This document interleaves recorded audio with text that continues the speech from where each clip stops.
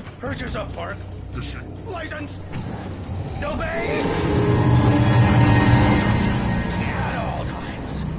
Rusty? Rusty, no! Never. To bears and wolves, never approach any other. Closer than 24 yards. Pets must be leashed. At all times.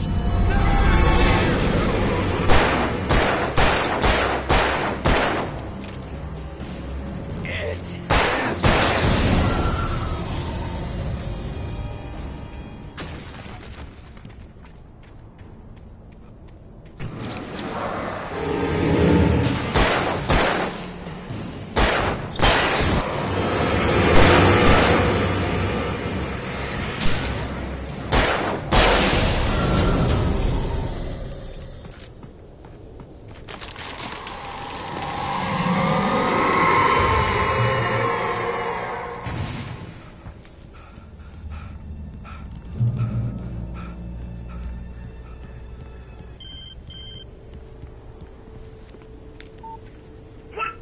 What the hell was that? I saw it from the window. I saw something. Forget about it, Barry. It's just me going crazy. Oh, jeez. Oh, jeez. You're not crazy. I wish you were crazy, but you're not crazy. Ow, be careful. Stay in the cabin. Don't open the door for anyone. I mean it. In that last instant of consciousness, Rusty thought about Rose. He was older than she was. Rose was barely out of her teens, but she made him feel young and forget what a train wreck his long-dead marriage had been. He still wore the ring. He'd been waiting for her to tell him to take it off. Now she never would.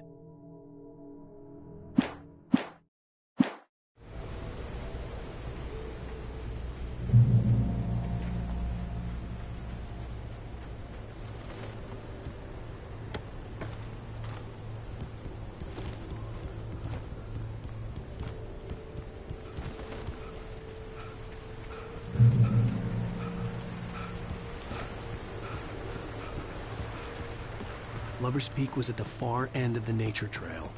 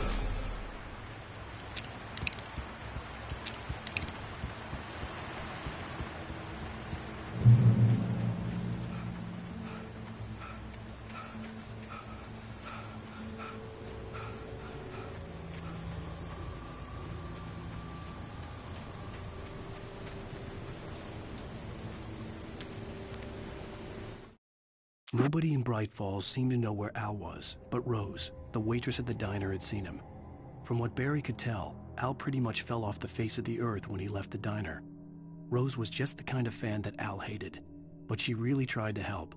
She was smart too, knew a lot about what was going on in the town, knew a lot about Al, even knew who Barry was. Barry liked her. That was no big surprise. When it came to women, Barry and Al rarely saw eye to eye.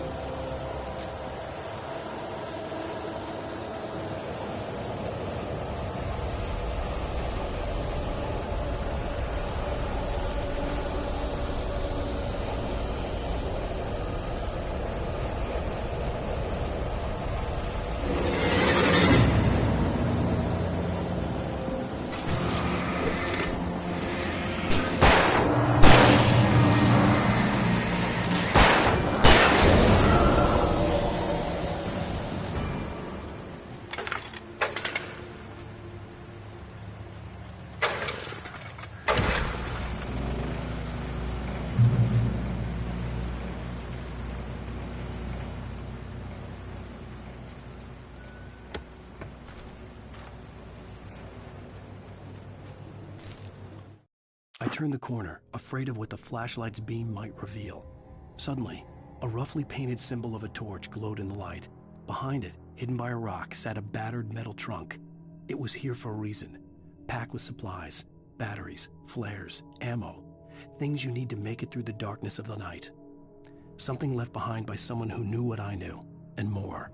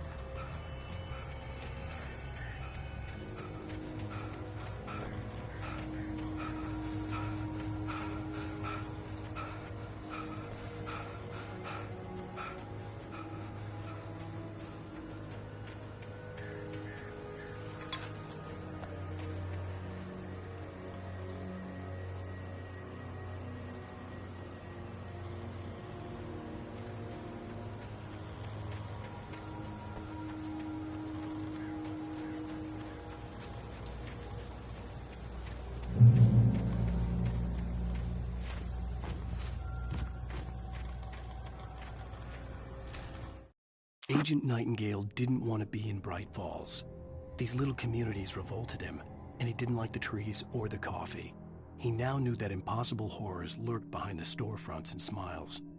He desperately wanted to turn the car around and just drive until he passed out or ran out of road and booze.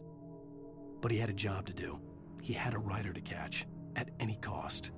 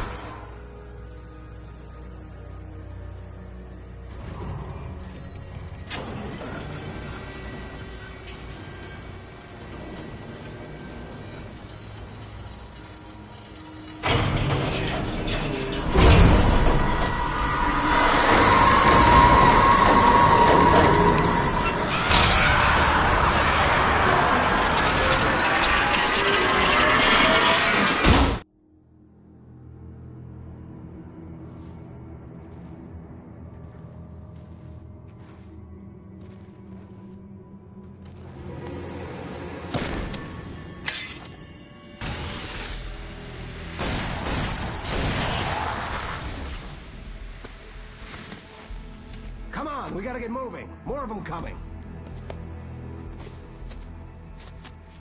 That flashlight's kid stuff. The flares will keep the bastards away.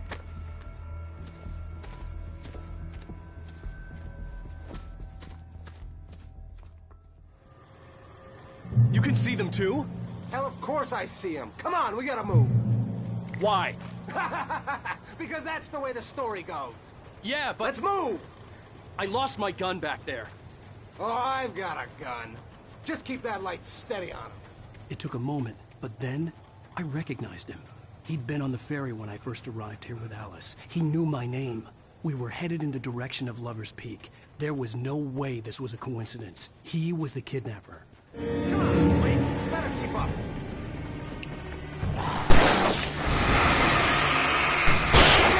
For you.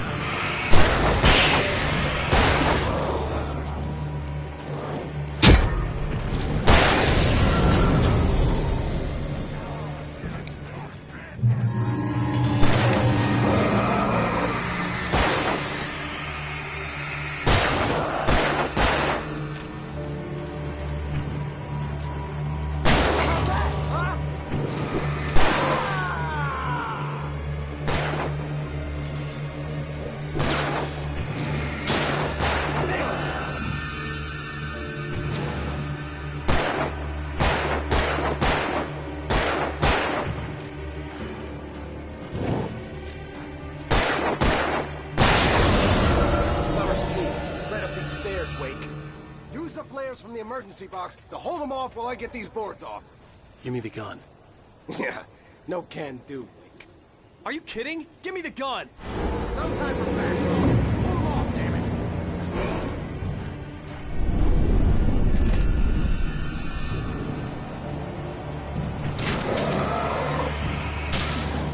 A little longer. Scare them off.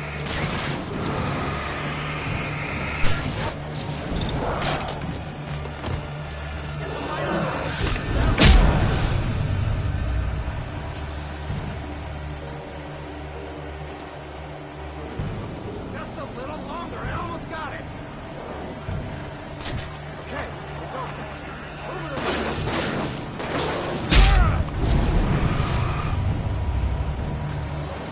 Ah, damn it! Monster!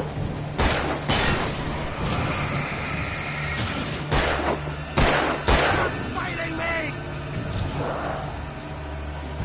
Bring it! Like that, boy!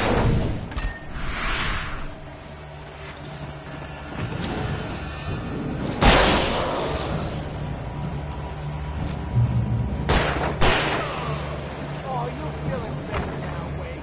All cozy and safe. Better get ready. They'll be on us soon.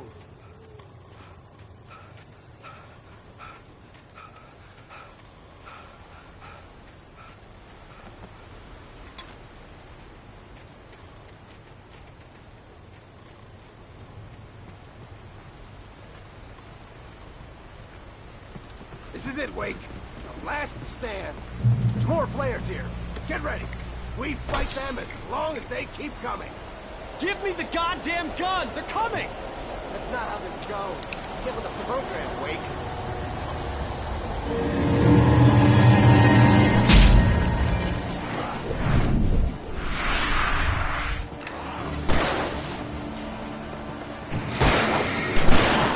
That's right.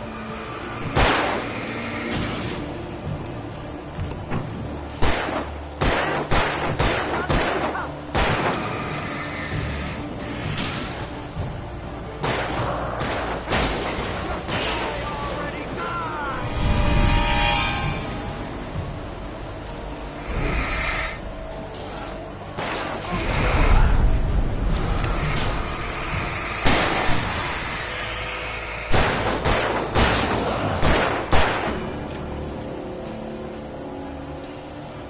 What I got for you?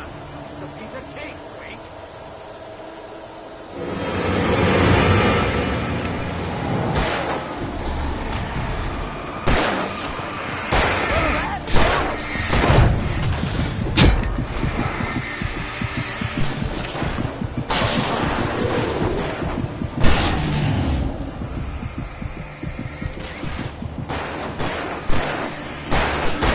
I'm hurt.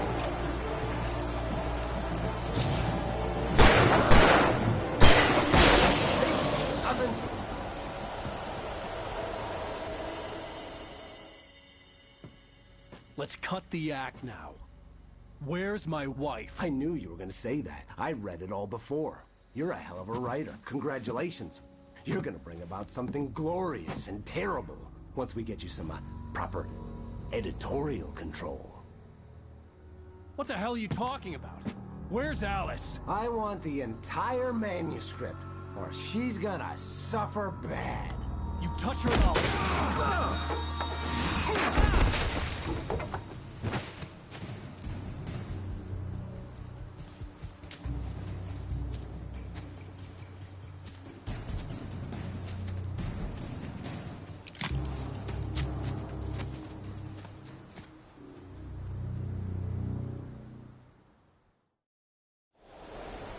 You're gonna give me the manuscript or you'll be sorry! No! Come back here! I swear I'll kill you if you hurt Alice! Do you hear me? Come back here! He had Alice, and he wanted the manuscript because he thought it held some magical power. But I had no manuscript to give him. I had to get back to Barry and figure out my next move.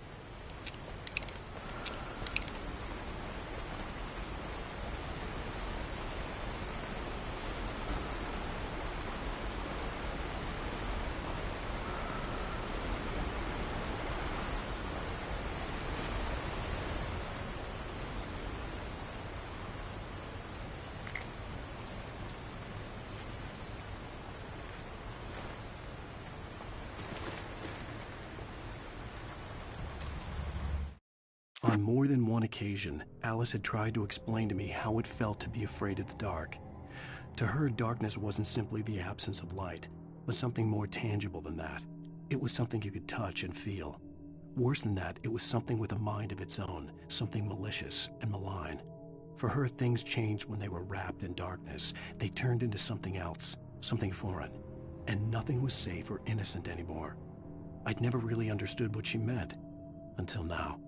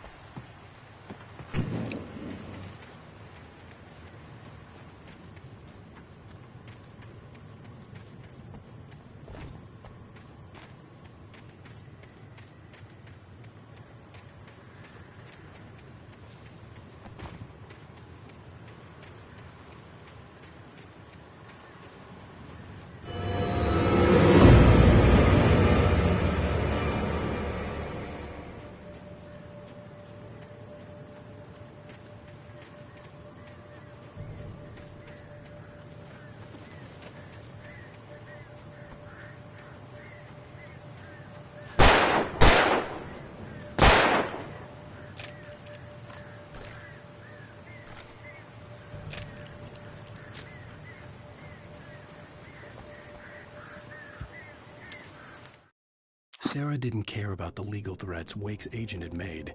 She let Wake go without argument, because there was something about him she couldn't quite put her finger on, something that reminded her of her father. She didn't think Wake would hurt his wife. Then she thought about the way he waded into Hartman, that hair-trigger rage flaring up without warning.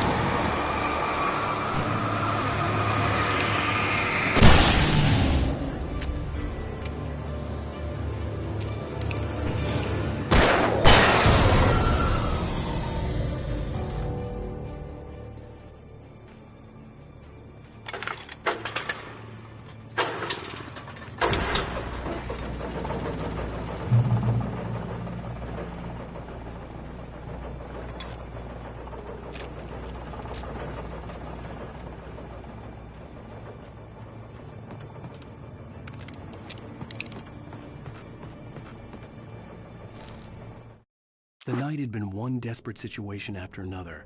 I was exhausted, and my body felt as though it had been chewed up and spat out. The flashlight was heavy in my hand, and each pull of the trigger sent a painful shock up my arm. But I was finally out of the woods, and things were looking up. That's when I heard the chainsaw.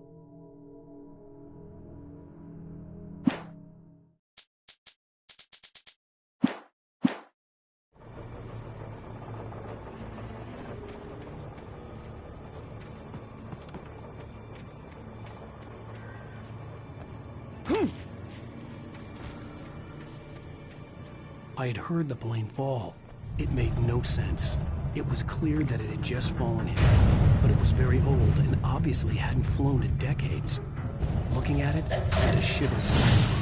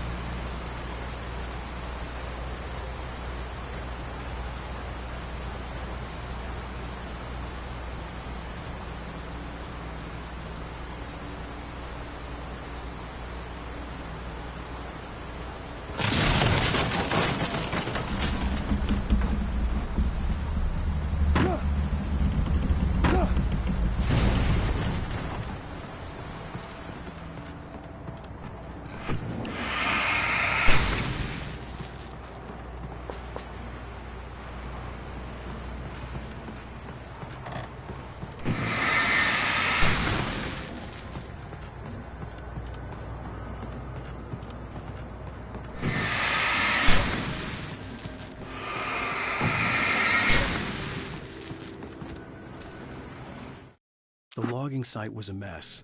The modular office had been pushed off the cliff. Deputy Thornton climbed up from the wreckage excited, breathing hard from the exertion. Nobody there.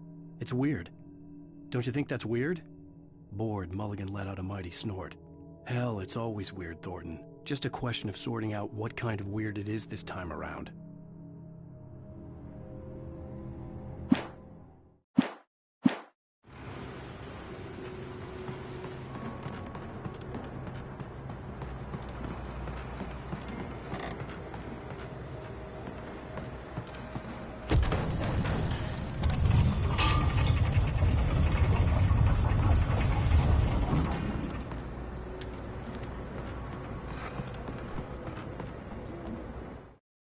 When Barry saw the darkness attack the visitor center, it made him a believer.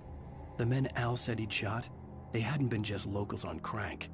Somehow the world had changed, like the channel had been switched without warning. You think you're watching a sitcom, and you're really watching a horror show.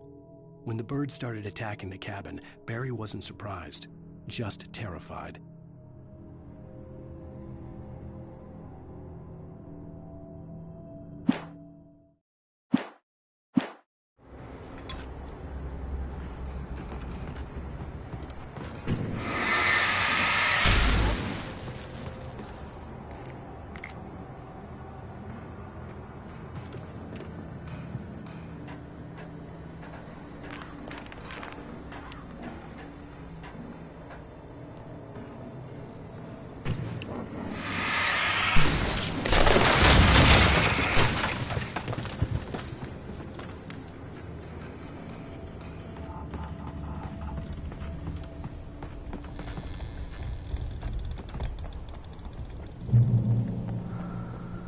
Be aware of Widowmakers.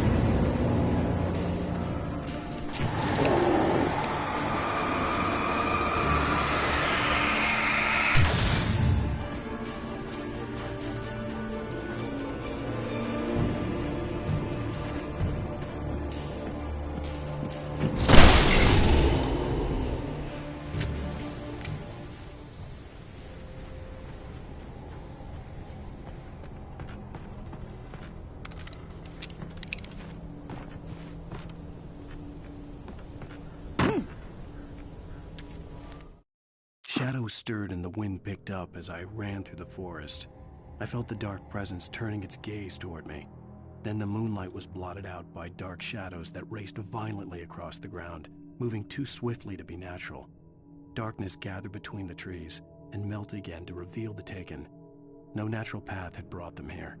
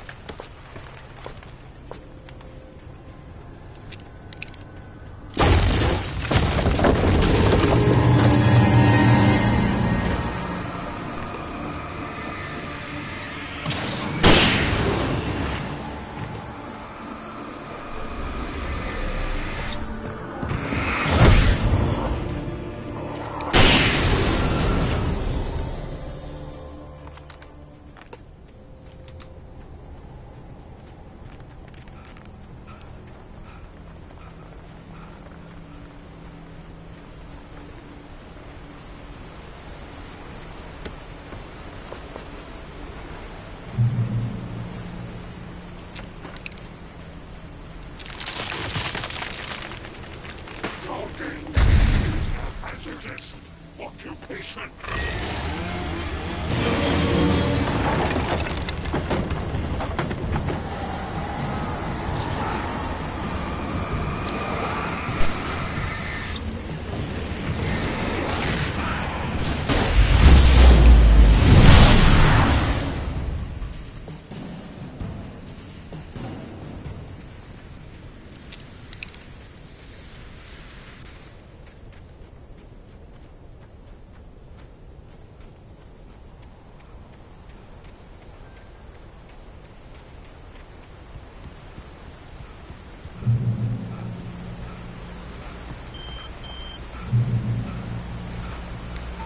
Barry? Ow! The porch is covered with birds. They've got all Hitchcock on me. Stay out of sight. I'm on my way. Don't open the door. What am I, crazy? Stay hidden. I'll be there soon. Just make sure you keep the lights on. I still had to reach Barry at the cabin, but at least I was out of the woods.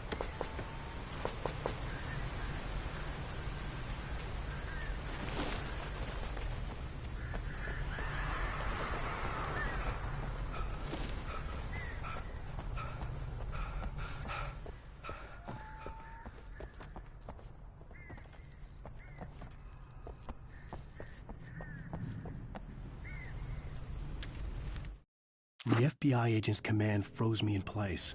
I considered surrender. It was all falling apart anyway. I could give in, let someone else deal with it, but it felt all wrong. Call it instinct, his posture, the way he held the gun. He was no friend. Shots ringing in my ears, I leaped for the hole in the fence and stumbled into the darkness beyond.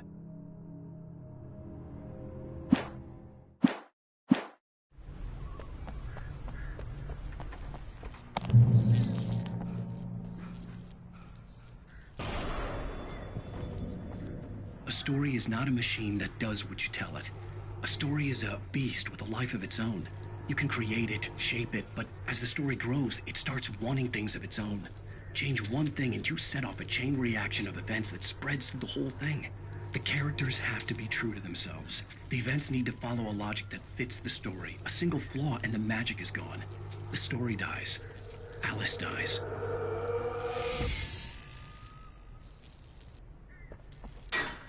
You can harm annihilation and yourself.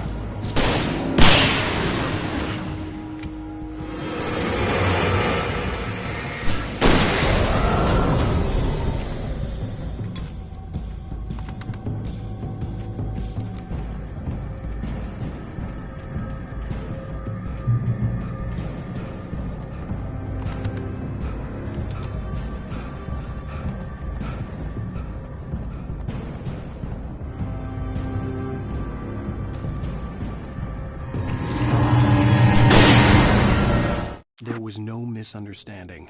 Cauldron Lake was where Alice and I had stayed, but there was no cabin and no island. I was missing a week. What had happened to me? What had happened to Alice?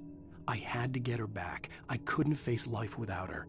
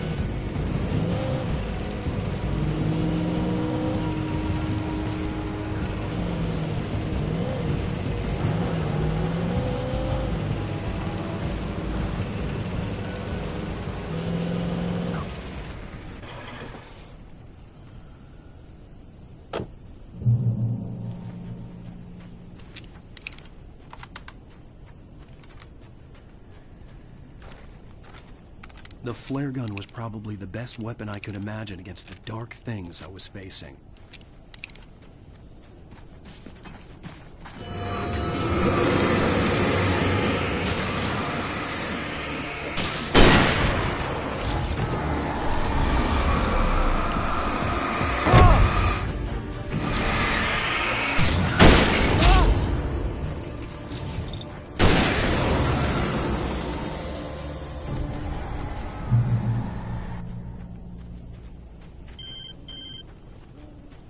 It was the kidnapper.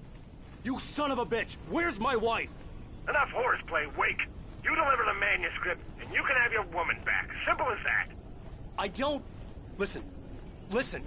I'm gonna need time to finish it. I still need to write the ending. I need a week. It's not done. I need a week. 2 days. The old Bright Falls coal mine is nearby. You can find it easy, city boy. The main building, there at noon. You bring the manuscript, you'll get your wife. Not, well, get me? Yes, I get you.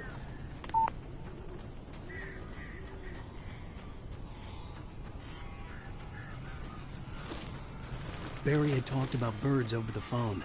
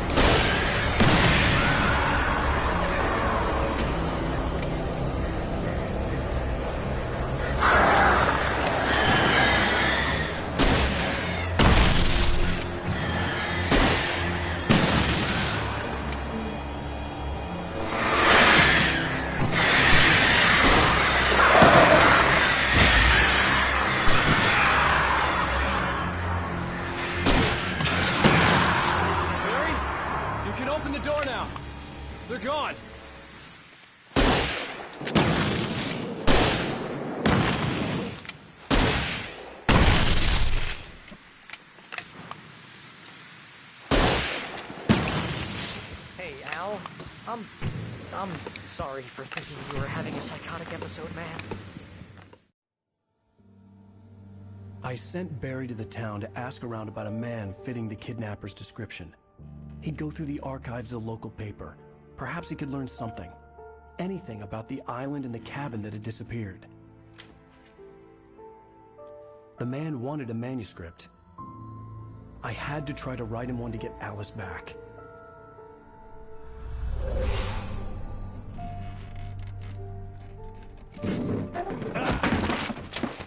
For me, the supernatural had always been nothing but a metaphor for the human psyche, a tool to use in writing fiction. Now, it was happening for real, and I couldn't put a single word on paper.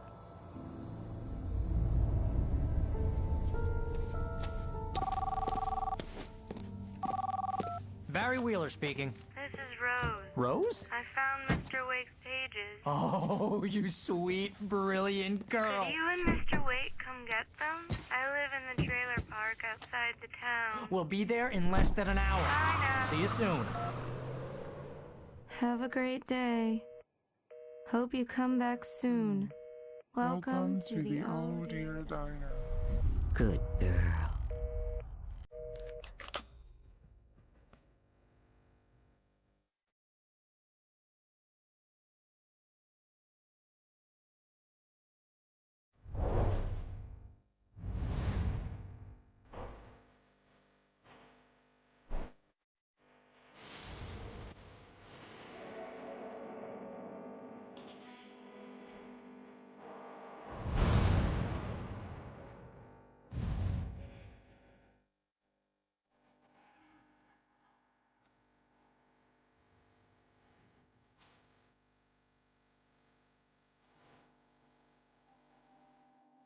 Previously on Alan Wake, Alice has been kidnapped. Alan, please help me. Alice?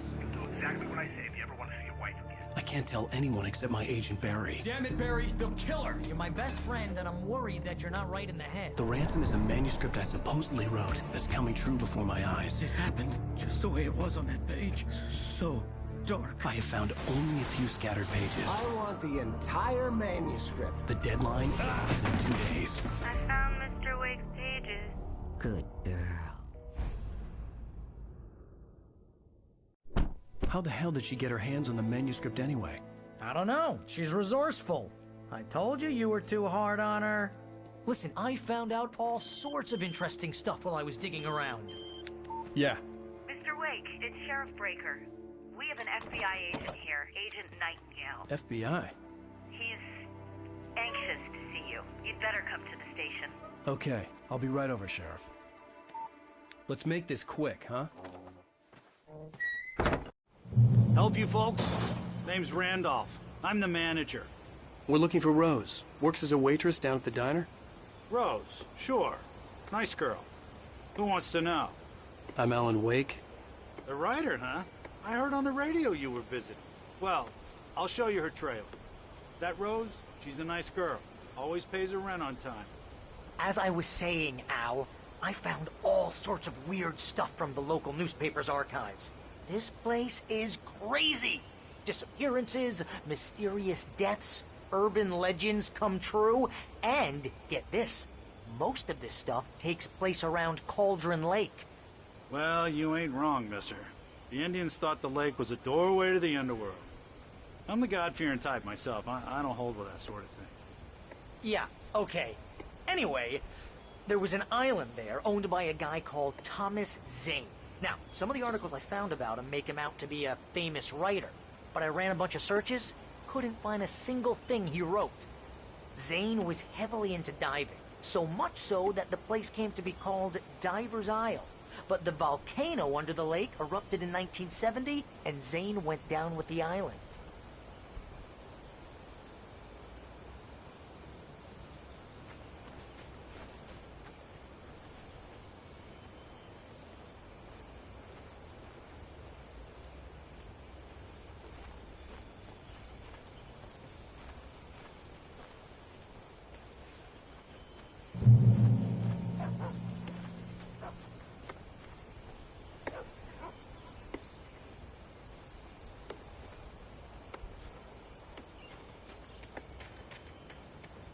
Yeah, how about that?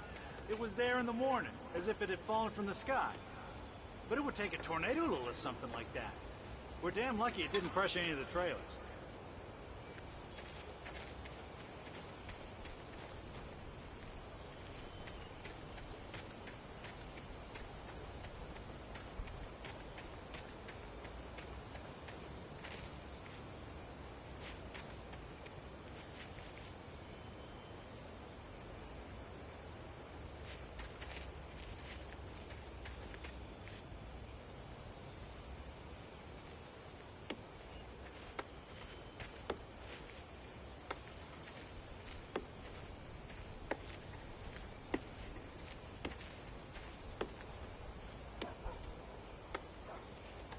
Gets better. A local girl, Barbara Jagger, drowned in Cauldron Lake just a week earlier. They were lovers. Sure, Jagger's a local spook store. The Scratching Hag. Comes for you in the dark. Childish stuff. Anyway, Al, I'm just getting to the best part. All of the articles about this stuff were written by Cynthia Weaver. I asked around, and she's that crazy bag lady you met. What, the lamp lady? She can be a little loopy, but she's not homeless or anything. Yeah, anyway, she knew both Jagger and Zane before they both died, and she had some kind of a breakdown.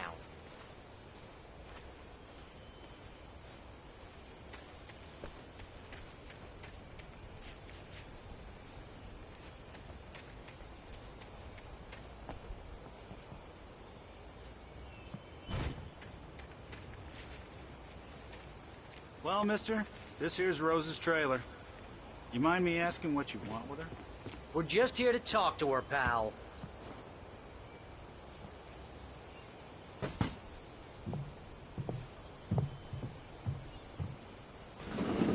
Welcome to... Oh dear, Mr. Wake. I'm so glad you're here. Rose, you have my manuscript? Oh. Oh yes. Yes. Please, come in. Hey, this is really good. Rose, Yes, my manuscript. I really need it. I understand. I know what you need. A muse to inspire you. Oh, for Barry? She doesn't have anything. Yeah, hey, Al? Al, what's... Oh... Barry! What?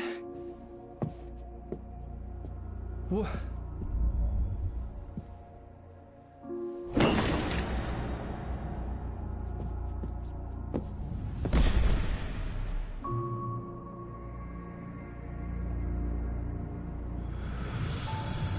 It's coming for you, hiding in my barber's skin. I'm too weak to stop it. You must turn the lights on. I promised I'd come visit you and your lovely wife. You must finish what you started. I insist. You must turn the lights on. Turn the light on. Back to work, boy.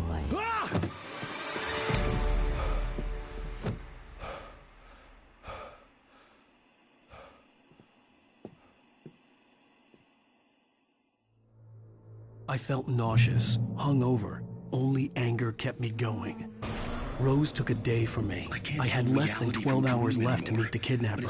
All I could do was get Barry into the car, work something out once I got on the road. I call her Barbara Jagger. She's very strict. I'm writing faster and faster. My manuscript is being heavily revised. The edits are getting very aggressive, and each day there's less of me and more of her. I hate it, but I know she's right. She promises me I can save Alice this way. She knows more of this than I do. About the complex incantation I'm attempting. About this place. She's worked with another writer under similar circumstances, Thomas Zane. The genre of the story seems to be shifting. It's turning into a horror story. I'm getting close. I can feel it.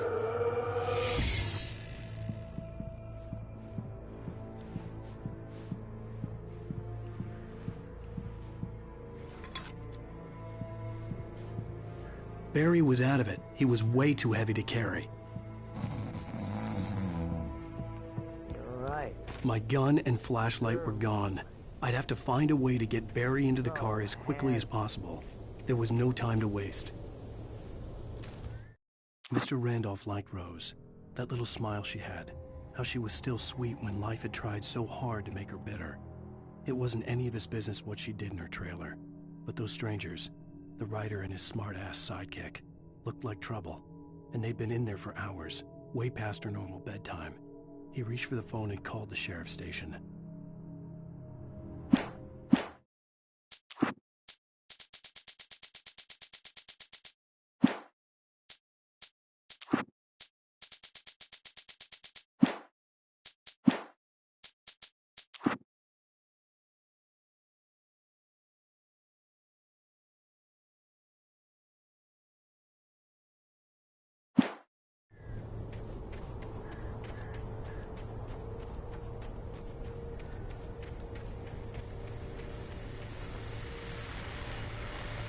I just stepped outside to catch a breath of fresh air. Let me tell you, the weather's getting heavy. Nights like this make me especially glad I'm here talking to you and not home in bed. Once the weather takes a turn like this, I can't sleep at all. It's all tangled bed sheets and dark thoughts, punctuated by the occasional plunge into nightmare. Is it just me? Well, perhaps it is. But I hope I can make the night a little bit easier to get through. Caller, you're on KBF FM. Hey, Pat, it's Walt Snyder. What's on your mind, Walt? Well, I am the way you are, but, well, I can't sleep either, you know? I just been staring out the window here, trying to make sense of it all, but, I ain't been drinking either, you know? I just... Well, you sound like a man with a problem, Walt. I had a, argument with Danny. You know Danny, and, then I got in trouble with the law, you know, and, I'm just, well... I heard something like that, Walt. Yeah, well, you know, Danny's my best friend, and, they let me, bail today, and now I'm just alone here at the window, you know, waiting, man, and there's something in the air tonight, man. I was just outside looking up at the sky above our broadcast tower thinking the same thing. What are you waiting for, Walt? I don't know. You know, something's gonna happen. You know, I think I better go. Well, Walt, maybe... No, thanks, Pat. Well, good luck to you, Walt. Hang in there. Let's take a little break, folks. This weather's really something else, huh? How can I be sure?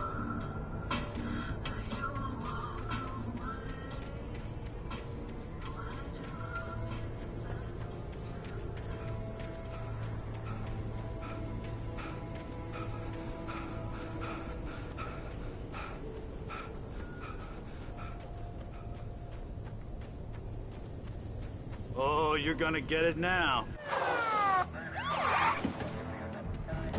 God knows what you've done to that poor girl. This is Agent Nightingale, FBI! Get him up, Hemingway! You're under arrest! You move a muscle, I'll unload right in your goddamn face! Stay right where you are, Spillane!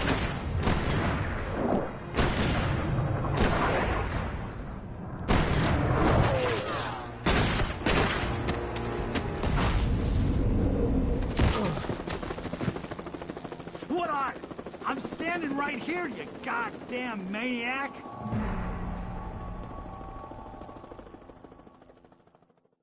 I hated to leave Barry behind, but there was no way I'd miss my appointment with the kidnapper. Give it up, Mr. Wake. Come on. Take it easy on it.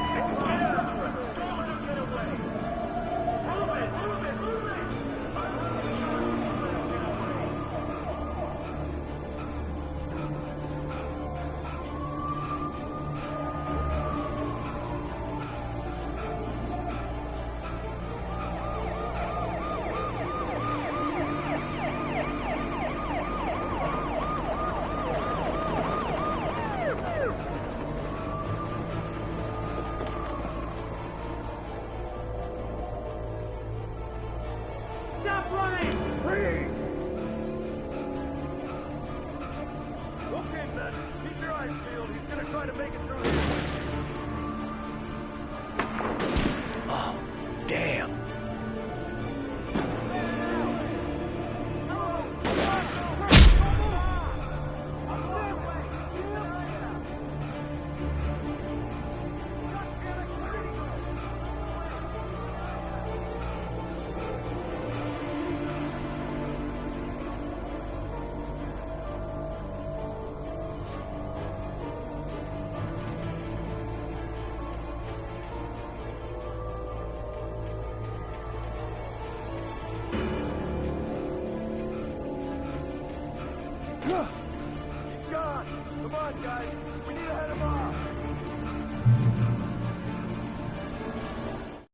For decades, the darkness that wore Barbara Jagger's skin slept fitfully in the dark place that was its home and prison. It was hungry and in pain. It dreamed of its nights of glory when the poet's writing had called it from the depths and given it a brief, terrible taste of power and freedom. The rock stars had stirred it from the deep sleep the poet had sunk it back to in the end. When it sensed the writer on the ferry, it opened its eyes.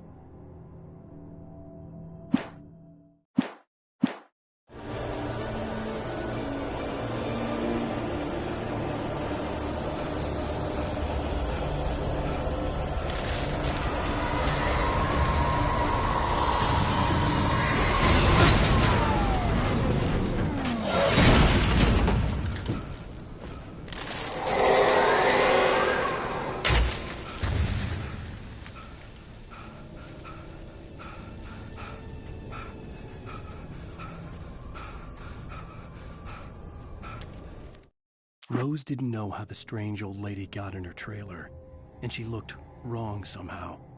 The woman showed her teeth in an approximation of a smile and traced a finger down Rose's cheek. "Pretty girl," she said. Rose felt as if she was falling asleep, but her knees didn't buckle. The crone spoke in a whisper, her words ice cold and dark in Rose's ear.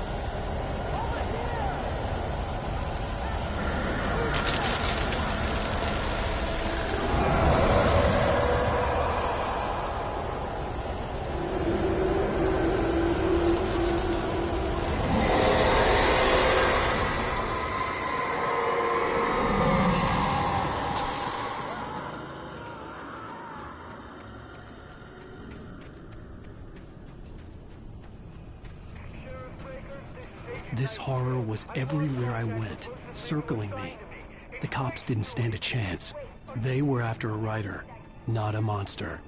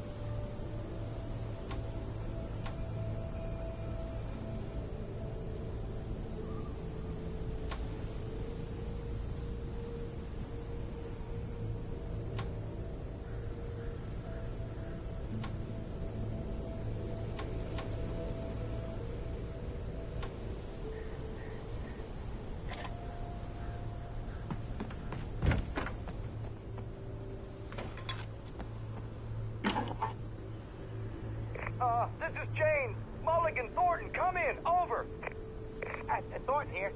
James, we got both Wheeler and Rose in custody. They didn't put up a fight or anything. Why, they were... Hey, what are you... Come on! Sit down and give me that. Jane, Mulligan here. Over. Go ahead, Mulligan. Over. We got Wheeler and Rose here. Wheeler's drunk or hopped up on something. Speaking of which, that Fed had a pretty distinctive whiff of Otis Scotch about him, if you know what I mean. Over. I don't have anything on that, Deputy Mulligan. Over. Well, whatever. Anyway, Rose is just being plain weird here.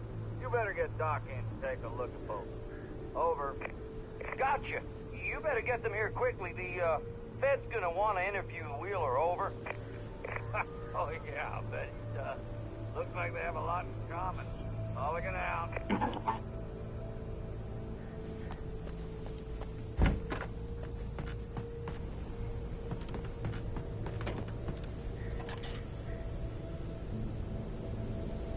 I could see the lights of the radio station in the distance.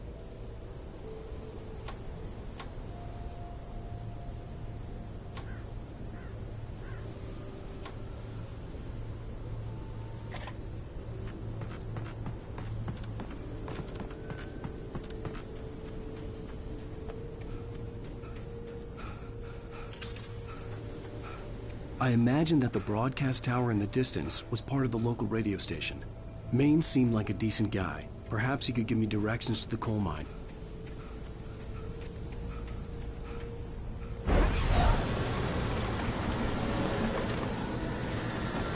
Unnatural shadows clung to the gate. The darkness that was after me was trying to stop me. I wouldn't get through without a light.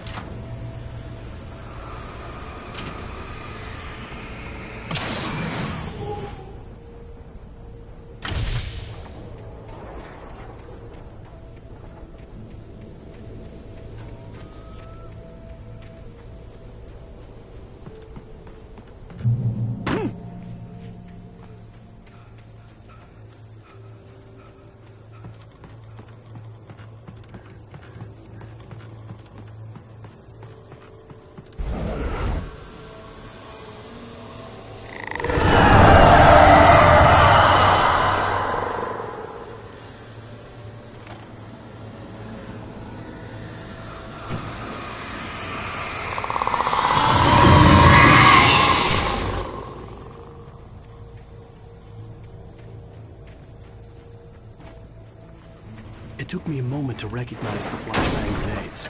They were an ideal weapon for my situation. Come in. Over.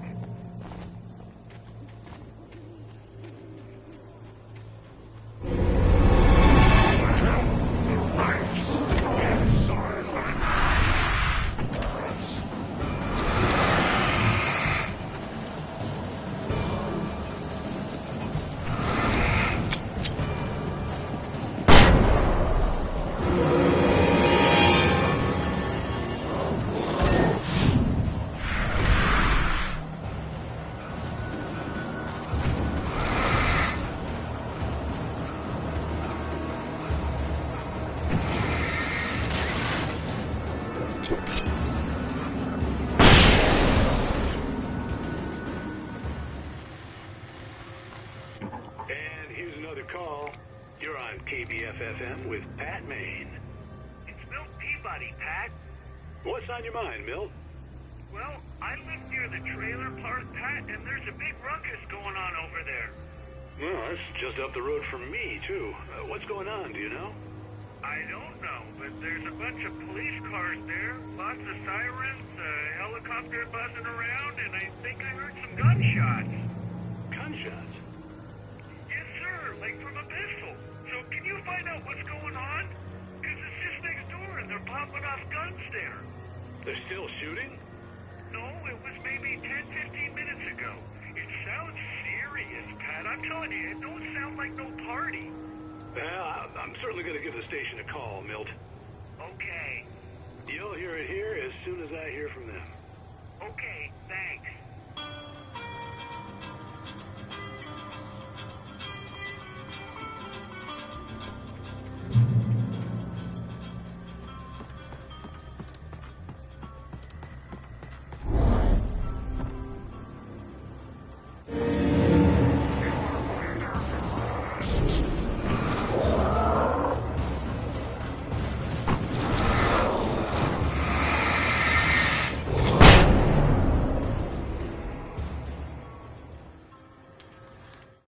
Touched by the dark presence, Rose was lost in a dreamland where everything was drawn in black and gray crayons. The old lady had promised her that all her wishes would come true. She would be Alan Wake's muse. She was smiling so hard it hurt her face. She crushed a bottle full of sleeping pills into the coffee. Deep down inside, she was screaming in terror.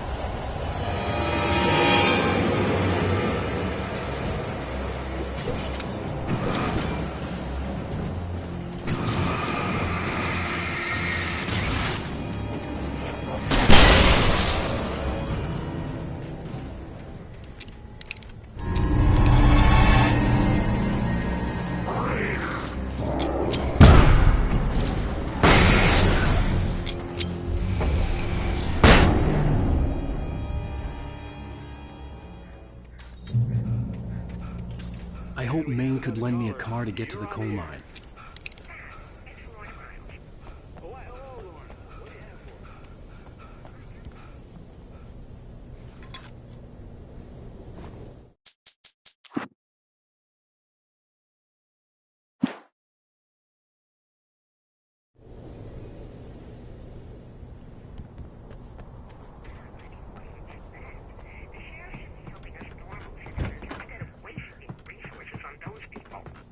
Well, they'll have to try to sort themselves out. I'm sorry, but my granddaddy settled in Bright Falls in 1911. Well, thank you very much for that compassionate viewpoint, Lorna. Oh, here's a little surprise. The famous writer Alan Wake just walked in. Folks, I'm going to see if I can talk him into an interview. Touched by the dark presence,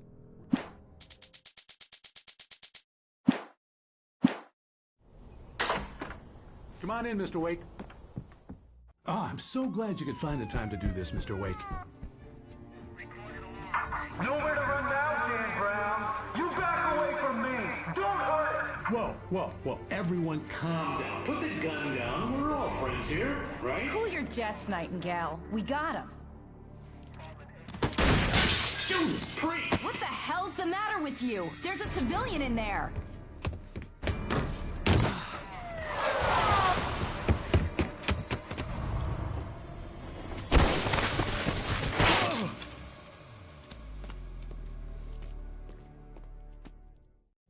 I'll get you yet, even if it kills me. You hear me?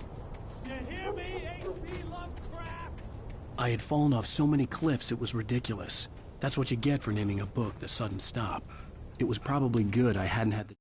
Nightingale stared through the broken studio window into the dark woods. He turned around, started to walk out, but Maine grabbed his arm. "Young man, you almost shot me. You don't shoot off rounds at people like that. What's the matter with you?" Nightingale shook his arm free, marched out. His cheeks burned with rage and humiliation. Chance to tell Maine where I was going. I'd have to lose the cops and find my own way to the mine.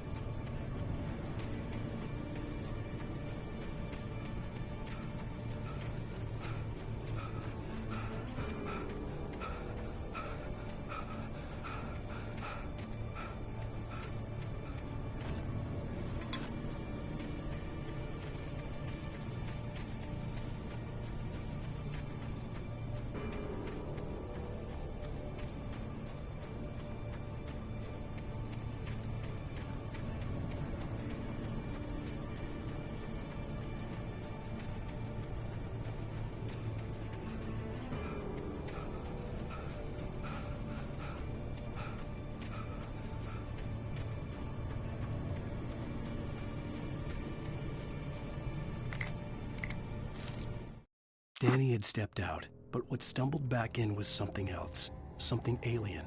A monster. Walter tried to kill it, first with his fists, then a chair. It wouldn't die. Instead, it kept coming, unaffected by the beating it had taken. After Walter managed to kick it down the cellar stairs, fear took over. He ran, got behind the wheel, gunned the engine. The booze wouldn't make him forget, but he knew he had to try.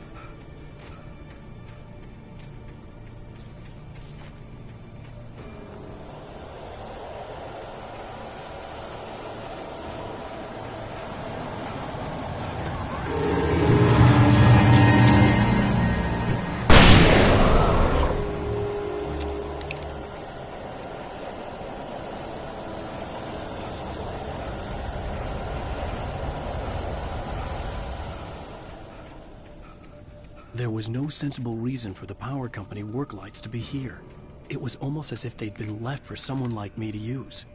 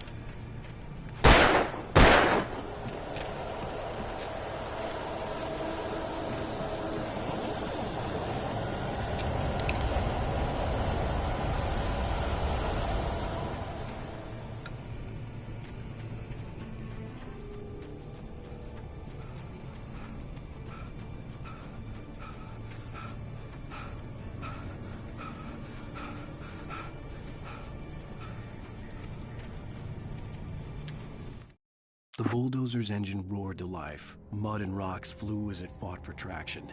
It crashed through the concrete wall and landed heavily in the yard. If it were an animal, it would have shaken its head after the impact, fixed its eyes on me, and charged. Of course, it had no head, nor eyes.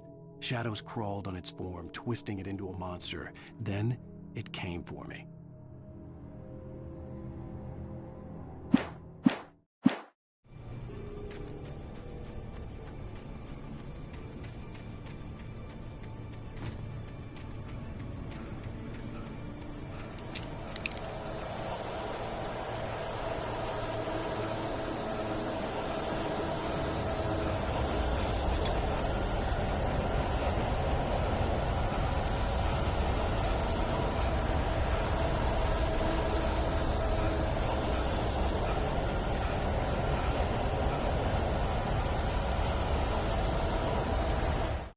Sarah trusted her gut, and her gut said Agent Nightingale was an asshole. He felt wrong, and it wasn't just the smell of stale booze. It was in the way he flashed his badge, pulled rank, the look in his eyes when he wanted answers. Where was Alan Wake? What was this about an accident? Where was his wife? And most importantly, why did she let Wake go? He wouldn't answer her questions. Federal business was all he'd say.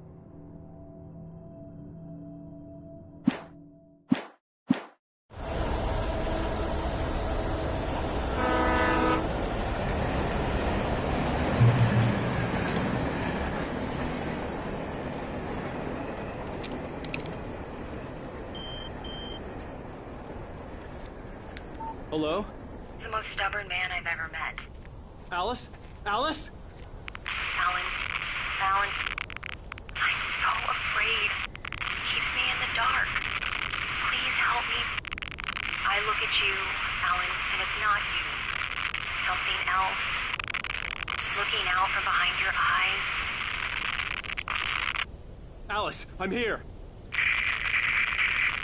I'm so alone here. It's all gonna go to hell. You need to be careful. Cooperate. The connection had been terrible, but that wasn't the only thing that hadn't been right with the call. She sounded wrong somehow, but she had called me. The pipe wrenched itself loose from the bridge's steel framework. Wrapped in darkness, it floated in midair, twitching. For a moment, I didn't understand what I was looking at. The heavy object lurched at me with impossible force. I threw myself out of the way, but just barely.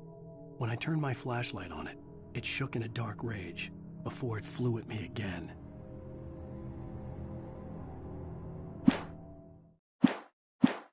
I could see a railway bridge up ahead and a warehouse of some sort on the opposite shore. I hoped I could find a car from there.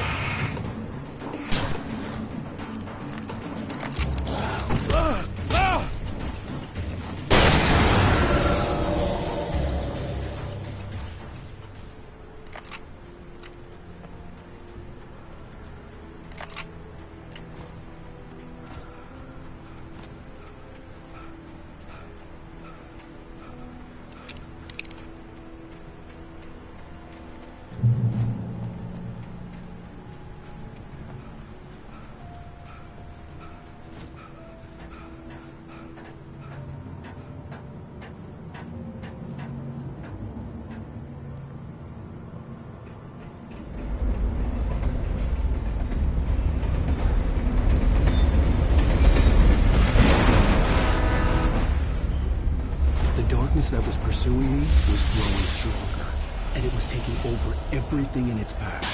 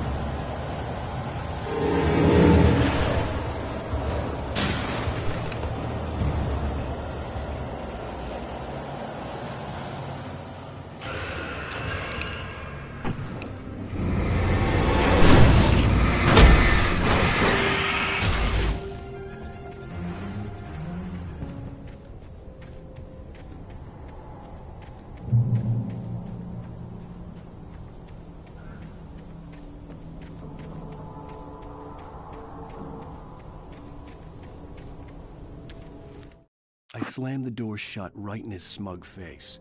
He pleaded for me to open the door. True to form, the asshole actually thought I would obey. I had no sympathy left, no guilt either, not for him.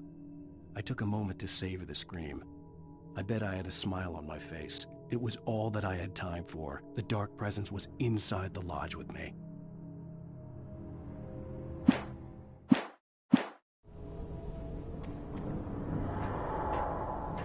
As a teenager, just starting to get interested in writing, Stephen King had been a source of inspiration to me. I thought about all the inanimate objects that had come to life in his books. No one is safe in a good horror story, certainly not the protagonist. That's what makes them fun. This was anything but. The darkness could possess anything, and it was getting closer.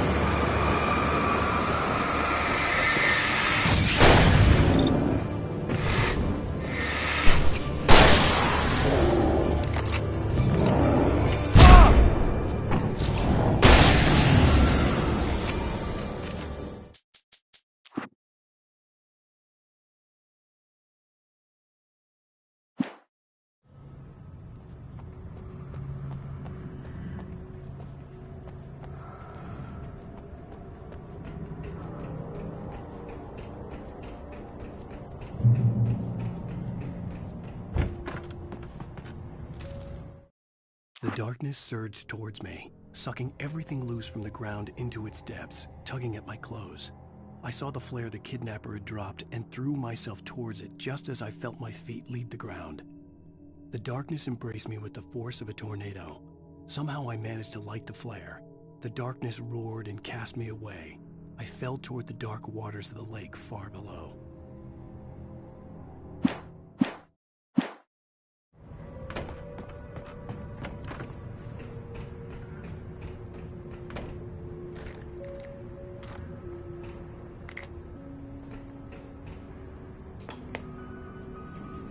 Take the facts of our existence for granted, unaware that they are merely a thin veneer of desperate self-delusion, covering a vast cosmos of madness and horror. All too often, the stars are right. In Night Springs. Tonight's episode, a family occasion. Journalist Alvin Durl's trip to study the local customs of an insular community in Night Springs has been less than successful. Until tonight. Well, I'm glad you changed your minds about this. Ancient customs, local mythology. My editor loves this kind of stuff.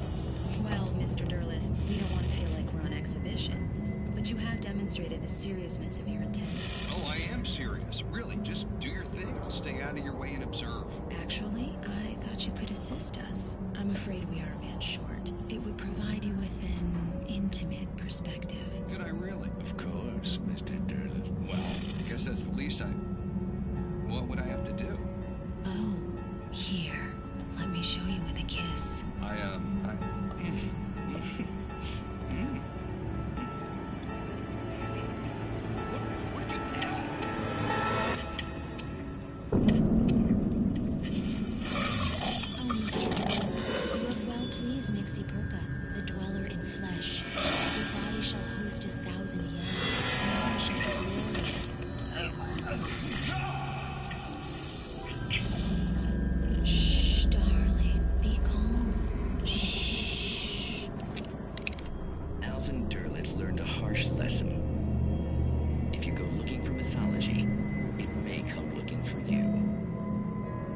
Such quests always bear fruit. Night Springs.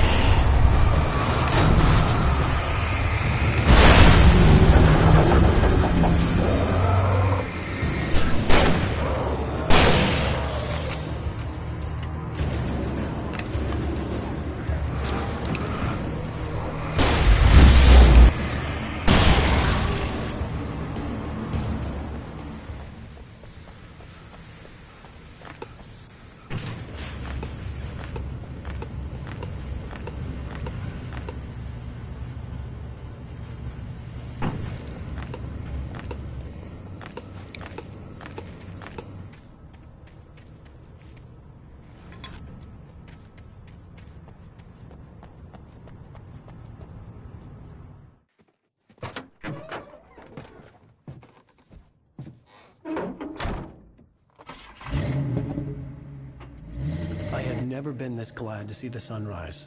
I had a couple of hours to get to the coal mine.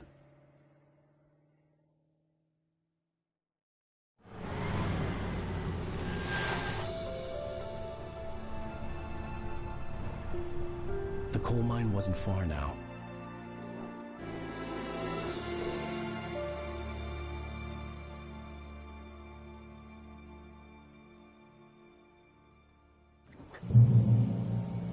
Today, I would meet the kidnapper, and he would give me Alice. I wouldn't give him any other choice.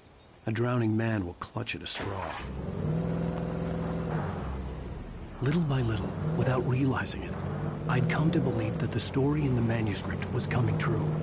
The current of its narrative had taken me deeper and deeper into dark waters. Alice had been taken from me. Barry was probably in jail. I was a fugitive from the FBI. The whole world taken over by the Dark Presence was trying to destroy me. It all felt real, but it matched a textbook case of insanity.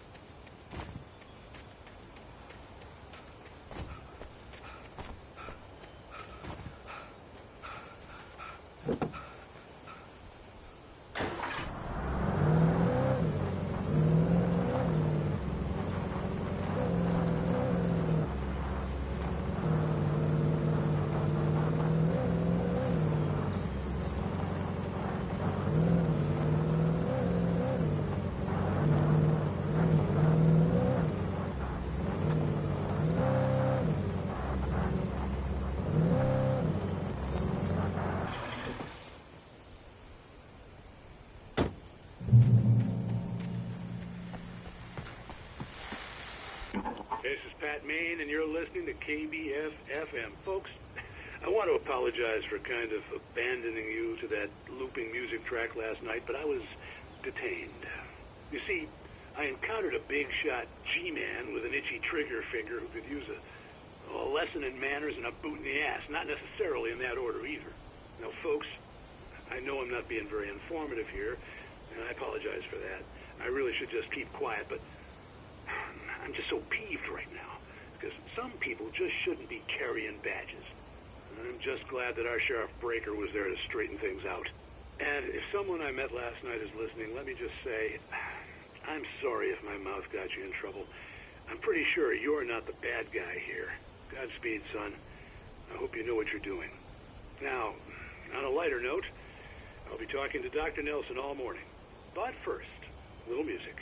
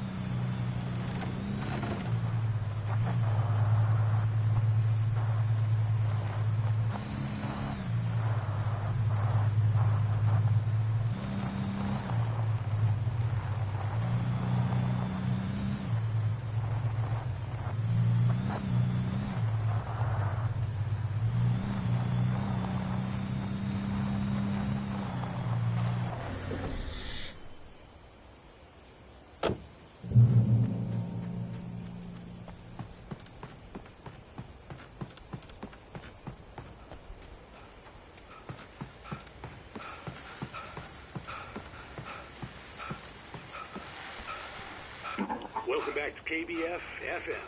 Hope you enjoyed that tune. Now, Doc, you were talking about life and finding that special someone, that soulmate. Well, you were talking about that. I was saying I don't buy it. Well, see, to me, that's strange, because I always pegged you as a hopeless romantic. You got me there, Pat. But I think love's where you look for it. And you need to do a lot of looking, sure. But the idea that there's that one special person out there for you, and if you miss that chance, it's gone forever, and you're forever incomplete. I mean, isn't that depressing? Or, heck, childish even? There's plenty of fish in the sea. And apparently a fisherman has a fishing analogy for everything, but what you're saying, isn't that a little harsh? Well, no. What I am saying is that your potential for finding that connection isn't limited to what's essentially a chance encounter. How is that harsh? Yeah, well, I guess that's a nice thought, but let me say something personal here. Okay. Now, well, I don't disagree with you exactly, but I can't really fit that together with what I feel, what I felt for someone, because she was the one. She was. And I let her drift away from me. Maybe I didn't put in the work, I don't know, but well, since then, and it was a long time ago, but since then, there hasn't been anyone, not like her. And I'm not saying I dwell on her or haven't moved on. I like my life. I'm not living in the past, but I do miss the way she completed me. You can't argue with the heart, Pat. I'm sorry, folks. I had kind of a scary experience last night, and let's just say it's shaken a few things loose.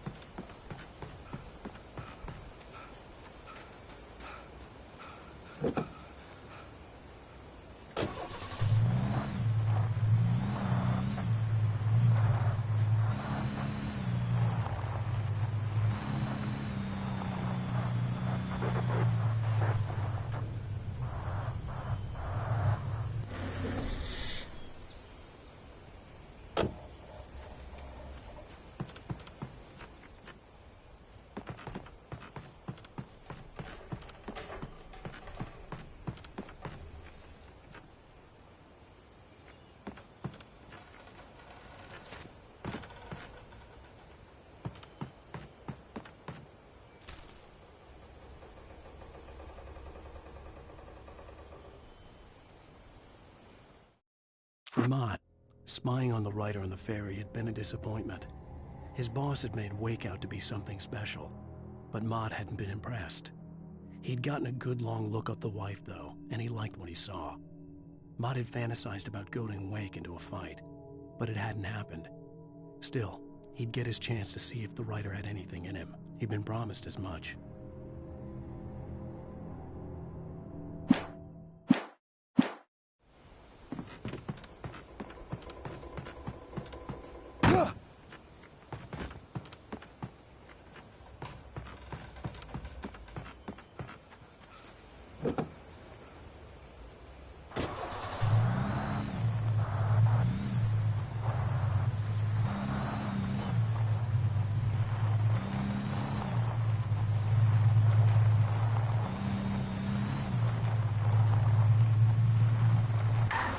I was early. I was supposed to meet the kidnapper at noon in the main building. The coal mine was quiet. It was a museum now.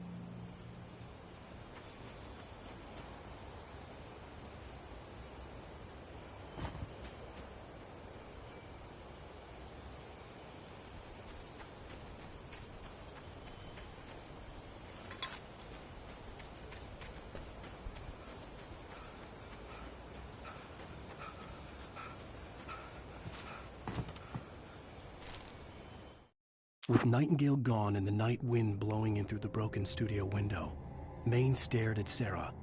The sheriff looked away. Maine's voice shook with barely controlled anger. That boy's doing more drinking than thinking. I hope you know what you're doing, Sarah. He's got a sickness in his eyes. You take my word for it. He wants Wake for a reason, and it's not for anything good.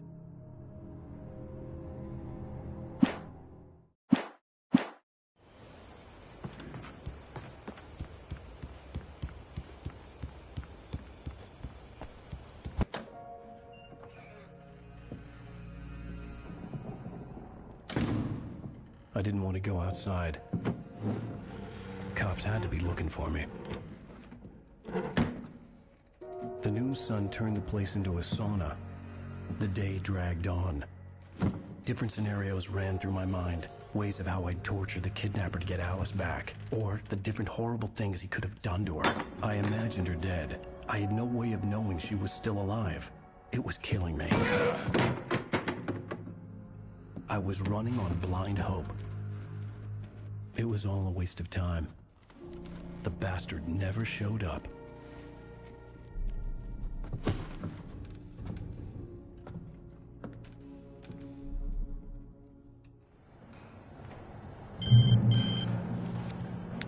Wake! Where the hell are you? Change of plans. You know where Mirror Peak is? It's a big mountain north of where you are. You follow the path from the mine, you can't miss it. There's a lookout point there. I'll be waiting.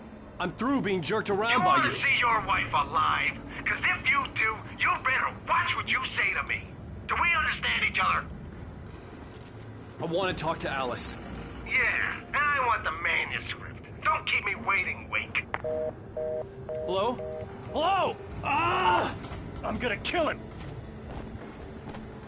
I had to get to Mirror Peak.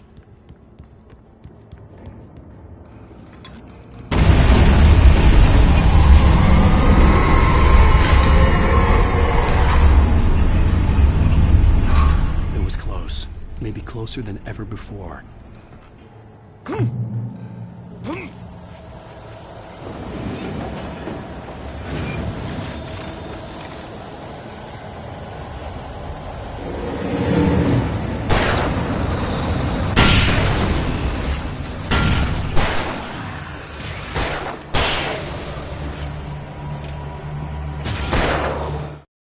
When Thomas Zane fell for Barbara Jagger, it happened fast. She was young, vibrant, and beautiful, full of life. He had never been a very happy man, and without any seeming effort, she had changed all that. Zane felt good for the first time in his life. Everything she did was another piece of a jigsaw puzzle he hadn't even known he'd been missing. And best of all, she made the words flow, strong and sharp. She was his muse.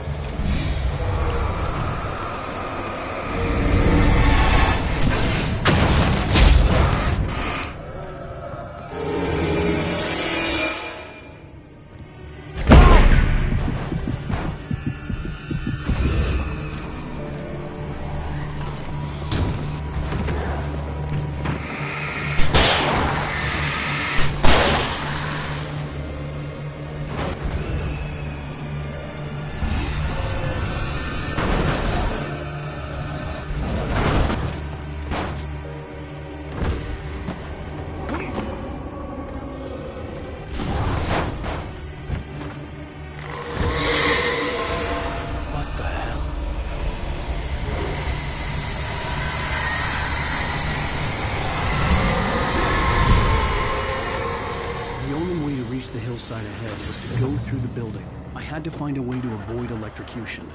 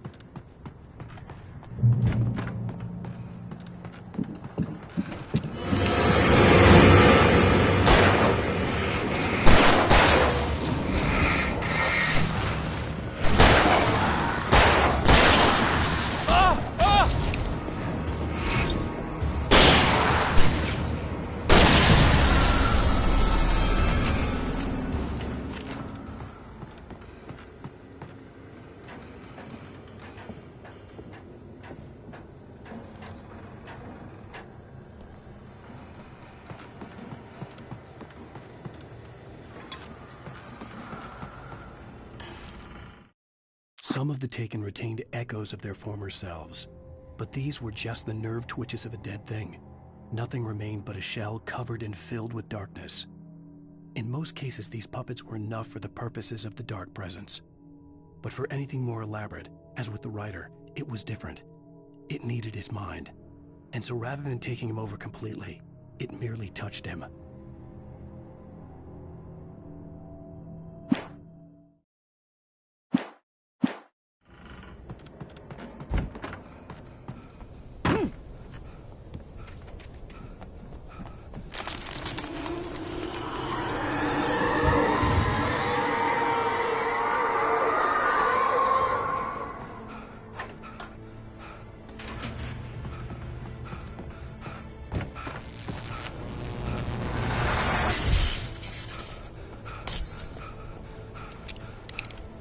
There was no way the flashbang grenades were standard power company equipment.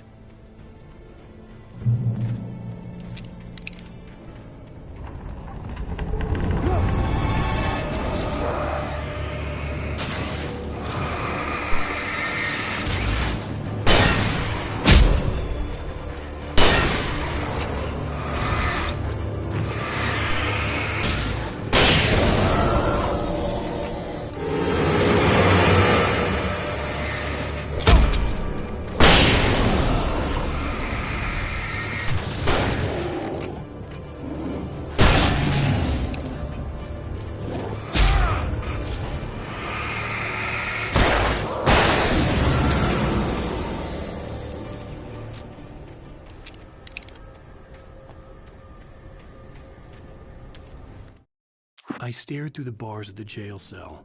Barry stood behind me, swaying on his feet, looking as ill as I felt.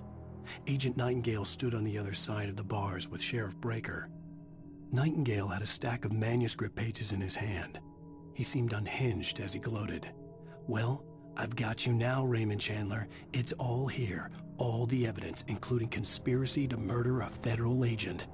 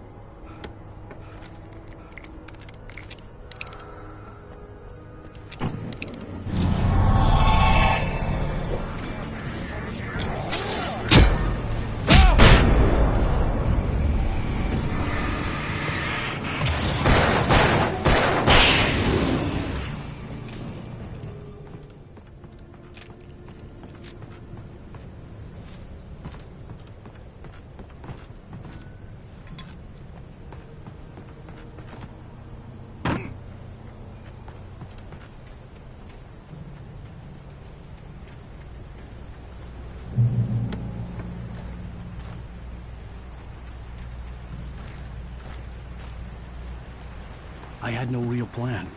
I was going to give the kidnapper all the manuscript pages I had for Alice. If that wasn't enough, I'd hold him at gunpoint and make him talk.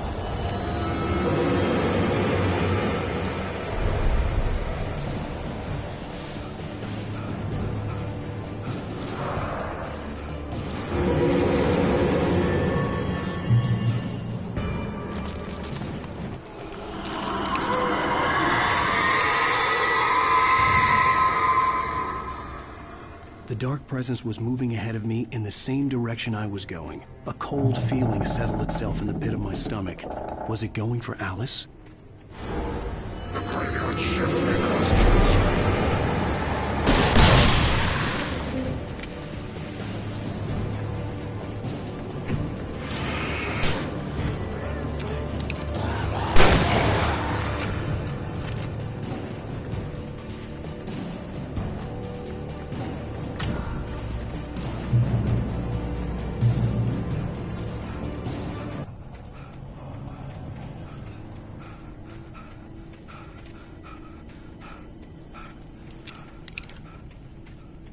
The place was dead, a ghost town. Had been for decades, maybe a century.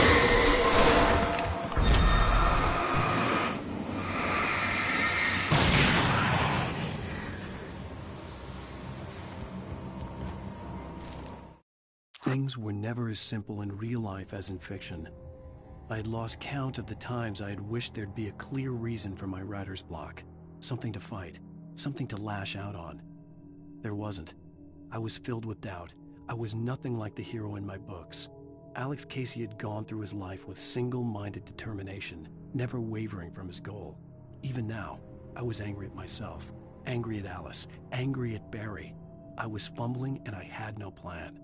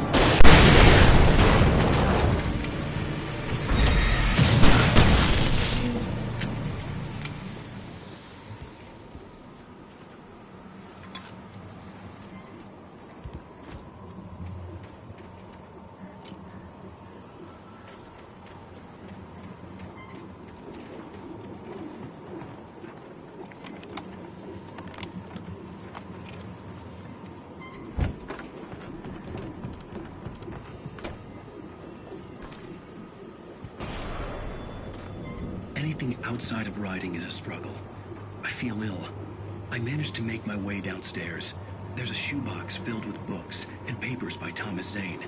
It's very hard to focus, but I managed to read some of it. He's a poet, and a good one. He writes of muses and creators summoning fabulous things from a magic lake, using his powers to shape the world of a realm of gods and dreams and demons, dark things that wait for a chance to slip through, wearing the flesh of men as disguise.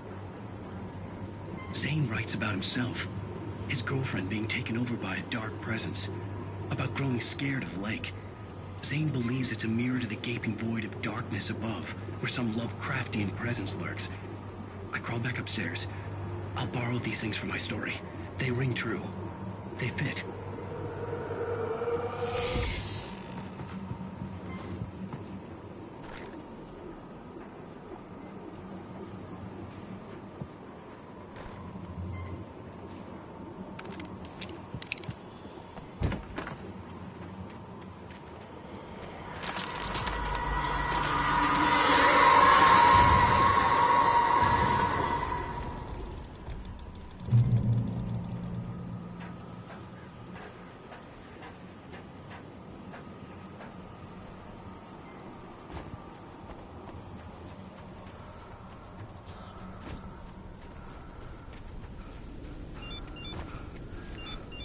The kidnapper had sent me a text.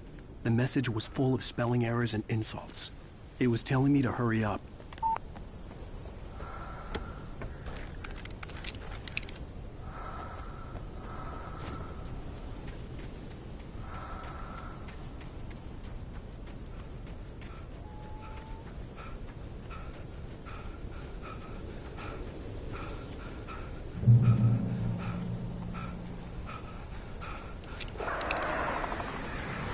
Birds.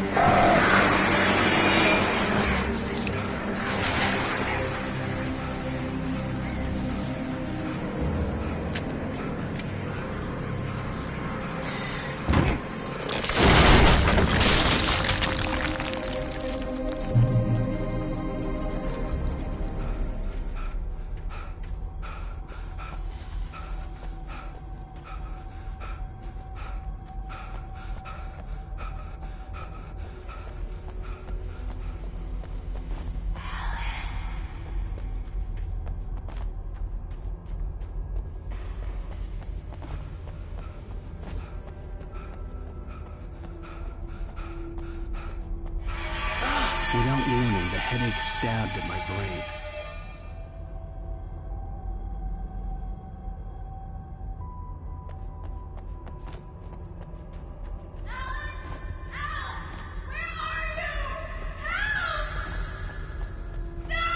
Alice?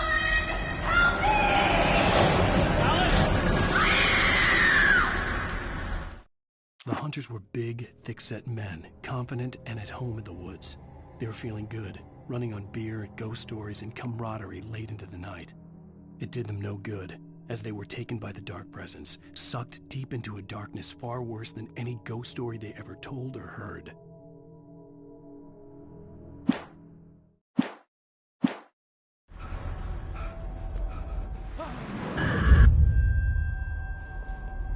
I'm losing it.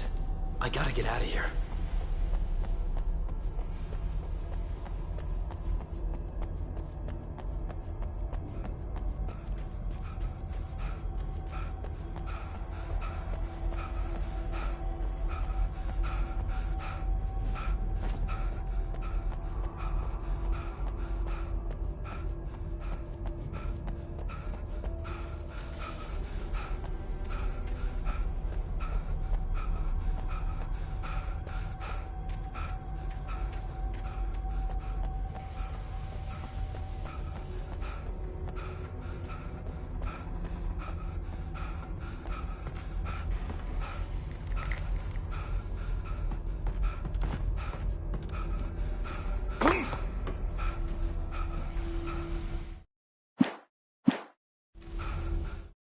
even behind the closed doors and curtains of his grimy room at the Majestic, the local motel.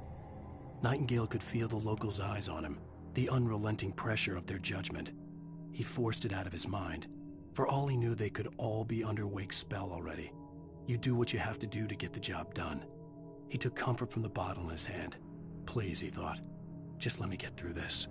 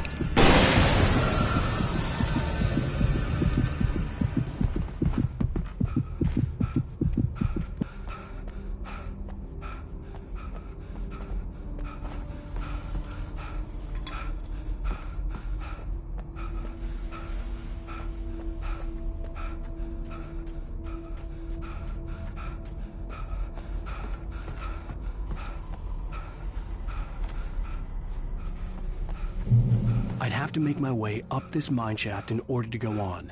Maybe the machinery could help me with that.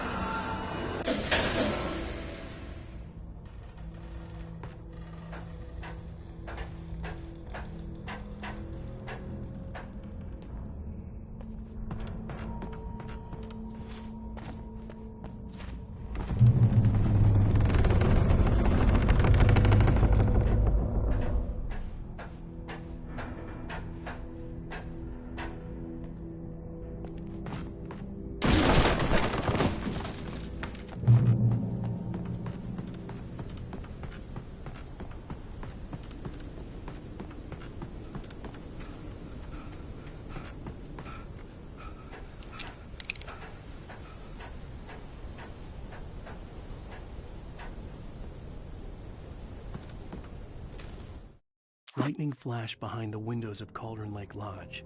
Tor Anderson laughed and held the steel hammer above his head.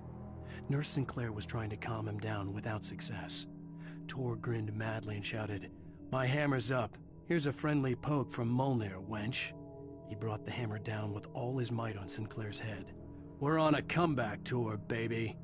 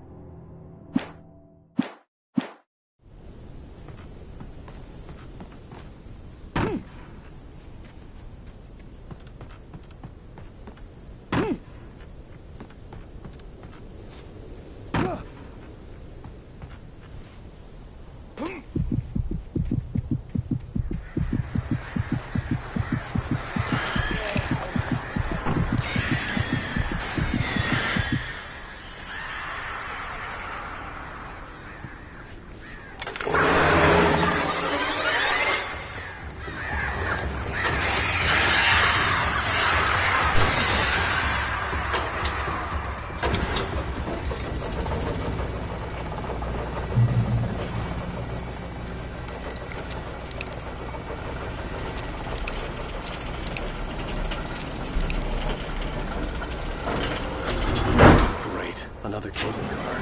Just great.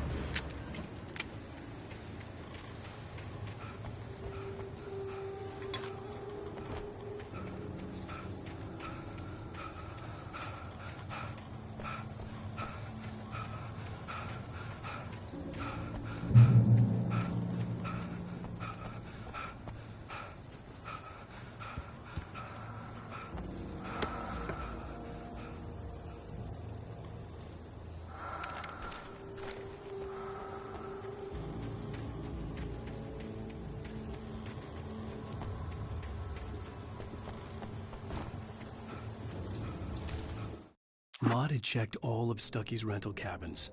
There had been no sign of the Wakes. It was dark when he'd found their car parked at the end of the road by Cauldron Lake. It made no sense. They must have taken a wrong turn, but there was no sign of them, and the car had been there for hours already. Frustrated, Mott stood on the rotten ruin of the footbridge that had once led to Diver's Isle before it sank beneath the waves years ago. The boss wouldn't be...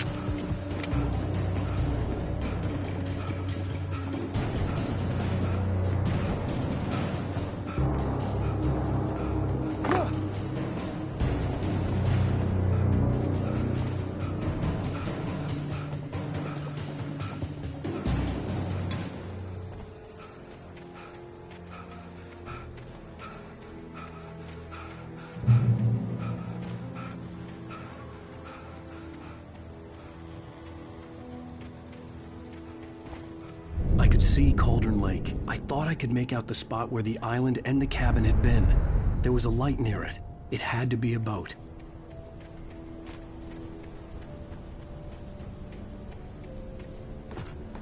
I was close now.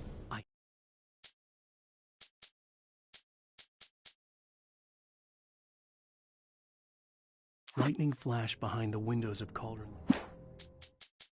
I tried to hold on to Alice, but her form melted away. I was losing control. Dr. Hartman stood in her place. I wanted to hit him, but my arms were jelly. He smiled. It was a reassuring smile, and I hated him for it. I had to give you a sedative. Don't fight it. You went through another rough period. Right now, it's very important that you stay calm. We don't want you to have another episode. You're a patient at my clinic. Have been for a while now.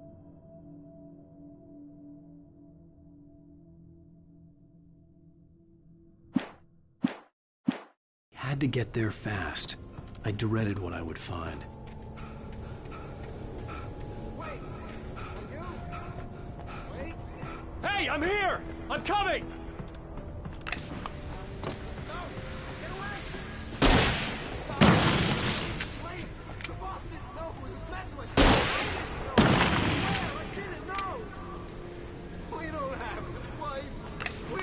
She is! She's probably drowned! We just said we had...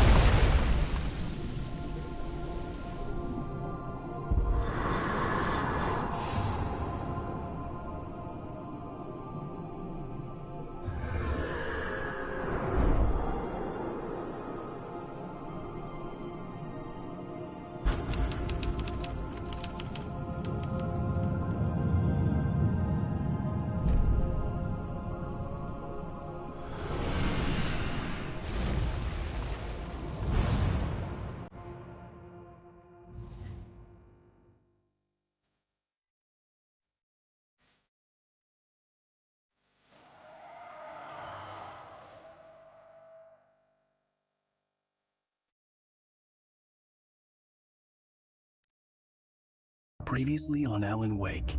I'm hunted by the law. Sheriff, Wake's running. I'm giving chase. Are you seriously telling me that writer just took out my deputies? A thriller I supposedly wrote is coming true. The genre of the story seems to be shifting. It's turning into a horror story. I was told that Alice had been kidnapped, but that was a lie. We don't have his wife. We don't know where she is. Her purported kidnapper was eaten up by the dark presence before it attacked me.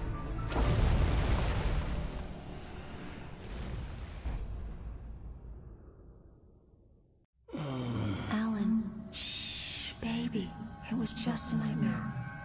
Alice. There you go, Alan. Hartman. I fell. I had to give you a sedative. Don't fight it. You went through another rough period. What? Right now, it's very important that you stay calm. We don't want you to have another episode. You're a patient at my clinic. Have been for a while now. The shock of your wife's death triggered a mental illness. No, you lie. You're suffering from various symptoms of undifferentiated schizophrenia. Bastard. It's okay, Alan. Just let go.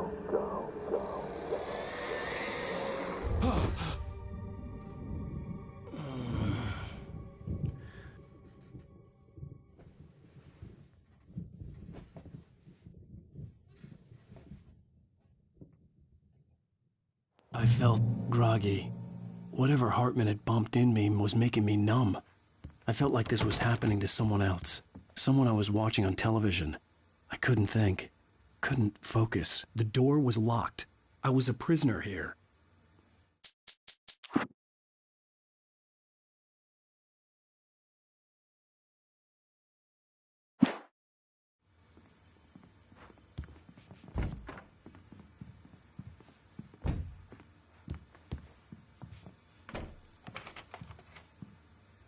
Good evening, Alan. Are we feeling better now? Feeling calm?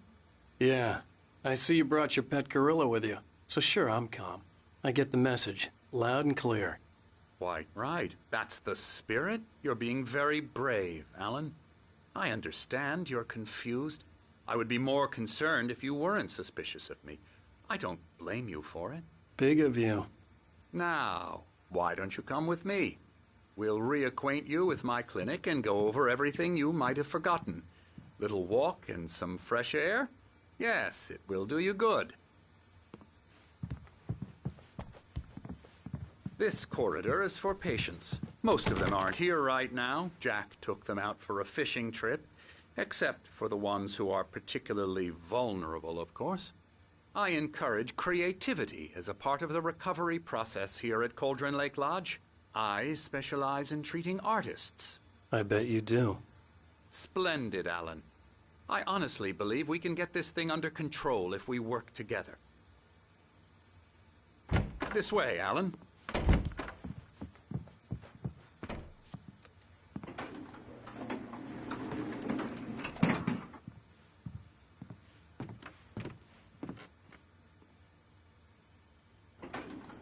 Now, Alan, from past experience with you, I know I need to get right into the heart of the matter as quickly as I can after an episode.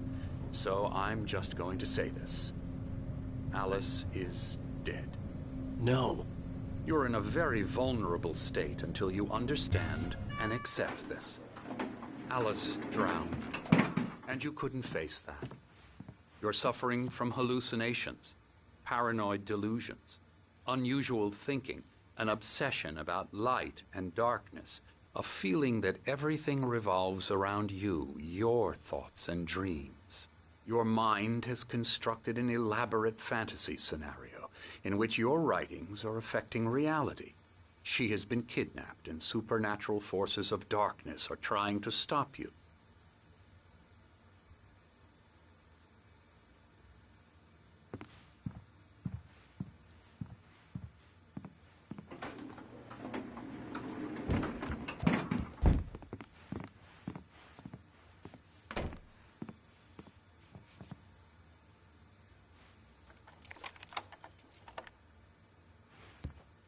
We go this way, Alan.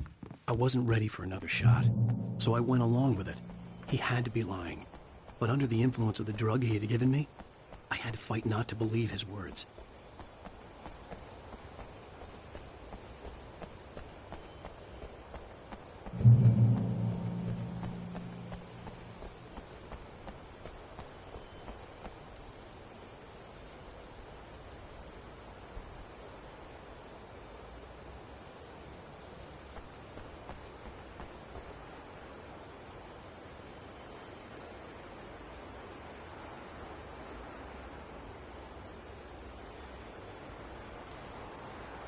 It's all in your head.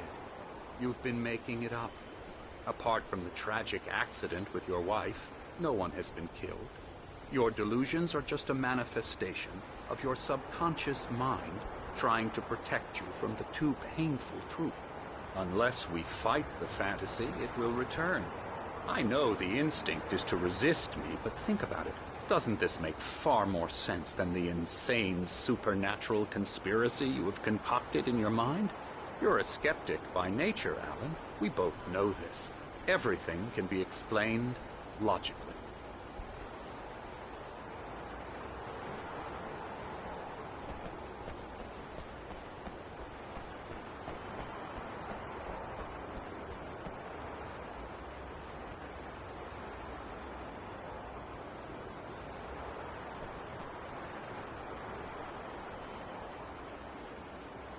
I never get tired of this view. Very inspiring, isn't it? Cauldron Lake spread below us. I could see Mirror Peak on the other side of the lake. I thought I could make out the spot where Diver's Isle had been when I arrived with Alice. Now there was nothing but waves. It seems there's a storm coming. Funny, I don't recall there being a mention of that in the weather forecast. Well, no matter. This way. Follow me. Alan, what I'm telling you is good news. Right now we're in control. Every time you have a relapse, it gets more and more difficult to resurface from the dark depths of your imagination. Not surprising, considering your profession. Imagination is what you work with. After all your nightmares, this should come as an immense relief to you. If it doesn't, why is that? Because I'm lying? Or because you don't want to admit that you're not well? It's very natural for you to think of me as your enemy. It's part of the illness. I let him talk. Hartman obviously loved his own voice. His words echoed madly inside my head. I dug my nails into the palms of my hands to stay focused. You need to work with me. Once you accept that, we can begin the journey towards your recovery.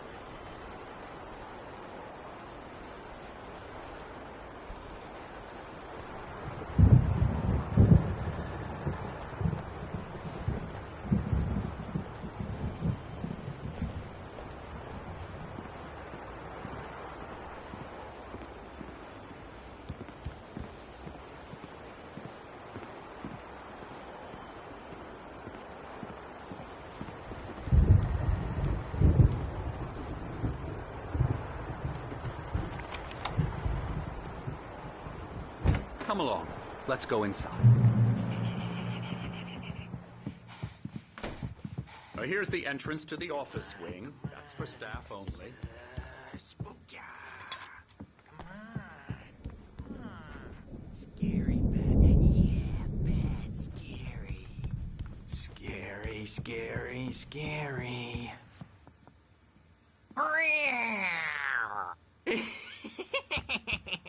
Emerson.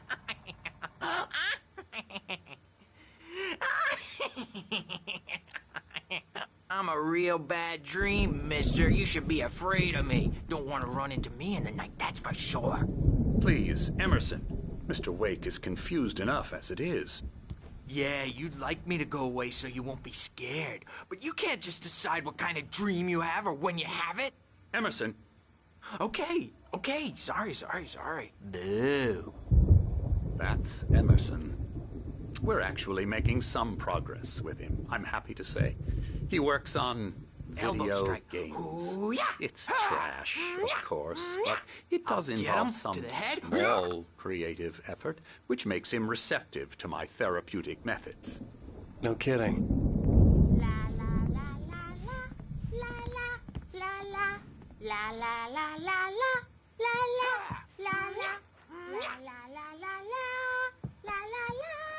Now, you might have noticed the typewriter in your room. You've been writing as a part of the therapy. As soon as you feel up to it, you should continue.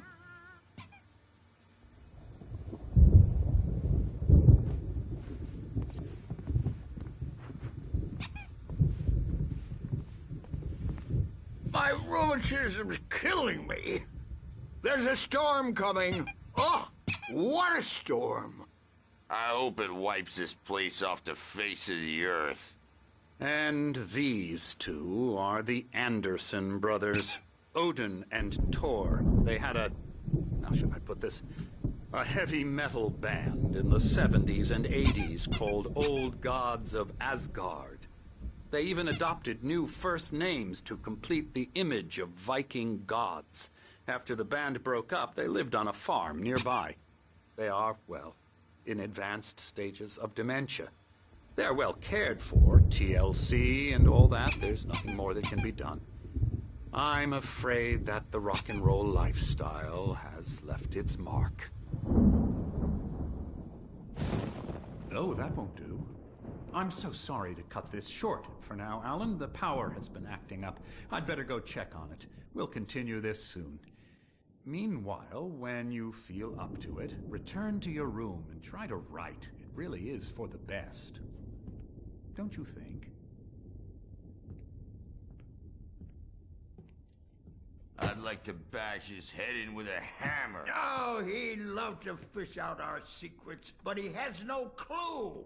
He's not crazy enough. Not crazy like us, Sonny. Yeah! Being crazy's a requirement, Sonny. Who else could understand the world when it's like this? It takes crazy to know crazy. That's the sanest thing I've heard in a while. Zane! You're all right, Tom. Hey, we like him, don't we, bro? He's got to go to the farm. The Anderson farm. Valhalla! We wrote it all down, lest we forget. A crash course. All you need to know to get your head right. You need to find the message. Here, Sonny, here's something for you. Gave me a rash, but I kept it safe from these bastards. Zane could feel the poems, taking form, shaping things. As he experimented, he imagined he could almost feel the power surging through the keys of the typewriter. It exhilarated him. But there was fear, too. If not for his young assistant Emil, he would have given it up. But Emil convinced him otherwise. He, too, had a way with words. My head was clearing up, or according to Hartman, I was sinking back into the fantasy. I was convinced he was lying to me about everything. Crazy or not, the Andersons made more sense. Yeah, good thing he's not overreacting or anything. Well, he's the boss.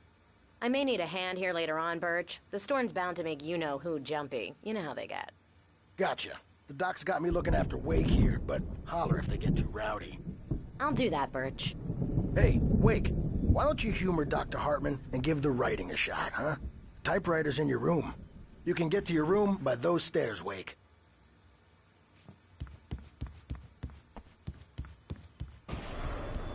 Something's wrong. I'm not myself. It's hard to think that there's a shadow inside my head. I can only focus on writing. Everything else is a blur. I'm trapped in this cabin. Have been for days, but it's always dark outside. My editor is real. I saw her again. She's not human. It's not human. A dark presence is wearing the old woman's face. She was covered in clinging shadows. There's a hole in her chest where her heart should be. I think I've made a horrible mistake. I don't think I'm any closer to saving Alice. It's been lying to me, using me to get the story it wants, and the story will come true.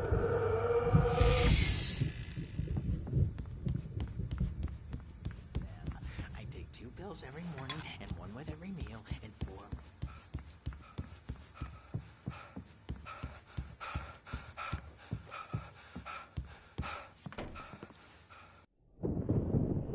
The white glare of the blank page in front of me hurt my eyes.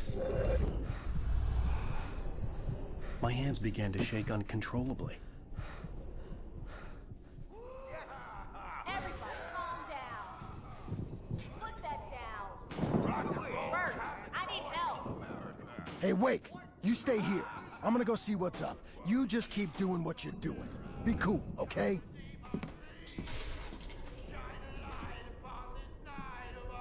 I didn't know what the chaos was all about, but it could be my only chance of getting out of here. Where the hell did he get a damn hammer? I don't know. Here's a friendly poke from Mule. Hartman kept talking, giving Barry the grand tour, clearly proud of the place. He went on and on about his hunting trophies, and Barry was impressed. But he was here on business. He raised his voice, cut through the monologue. Hey, Hartman, where's Al? Hartman stopped in mid-sentence, annoyed at the interruption. He nodded at the hulking orderly standing nearby. The man smiled and clapped a practiced hand on Barry's shoulder.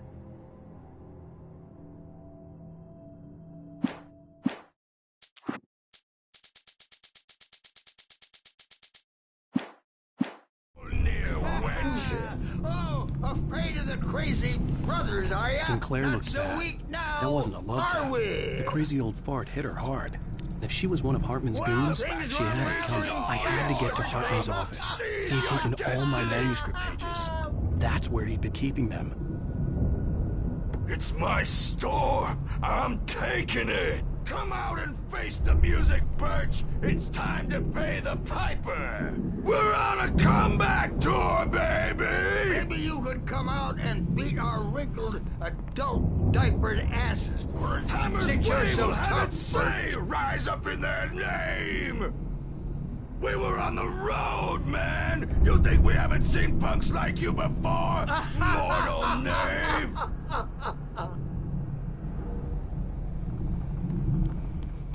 Yeah, you better hide, Birch. My wrath will break you.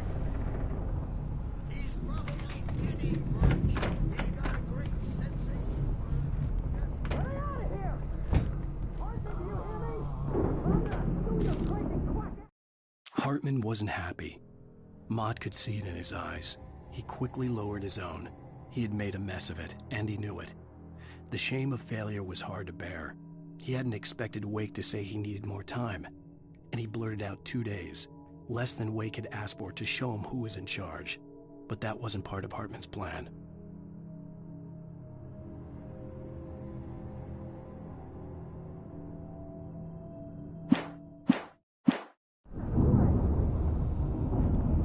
The markings on the tape said they were recordings Hartman had made at the sessions with his patients. I saw Alice's name on one of them. For a moment, I couldn't breathe right. Parties, he's so angry all the time. He's getting violent. Do you mean with you? No, not with me. No, never. Sometimes I almost wish Alan would take a swing at me, because at least that'd lead to a conversation he couldn't just march out of. But no. Alan doesn't really sleep. And the work, well, he's not writing at all. He sits there for hours and just gets more and more frustrated. And I can't talk to him. Yes. Tell me, Mrs. Wake. What would you say to him if he'd listen? I don't know. I want to say, I look at you, and it's not you. Just some stranger who resembles you. Looking out from behind your eyes, and I don't like that guy much. And now it's all gonna go to hell. But you don't ever say this. No. I've tried, but he's not listening. He's too deep in his own problems, always going on about something else. I'm so afraid I'm gonna lose him, and we're not even talking anymore. He doesn't let me in anymore. He just keeps me in the dark. I'm so alone here, even when he's home. Please help me, Doctor, because I'm at my wit's end. Well, if you can just get him here, I'll absolutely do my very best. Yeah, but Doctor, you need to be careful with him. He's not just going to listen to you and cooperate.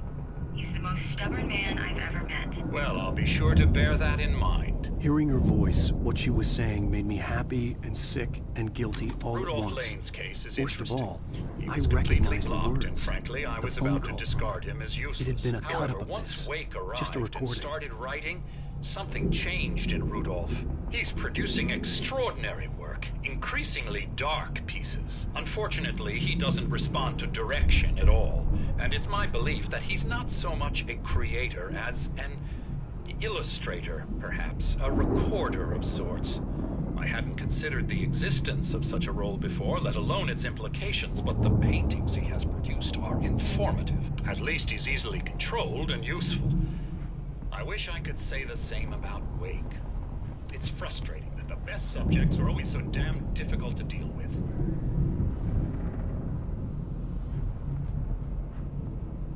Not buying that. I was tailing Wheeler, and this is the only place he could have gone. That means Wake is probably there too. Agent Nightingale, this is private property, and I will not allow you to disturb my patients. Yeah?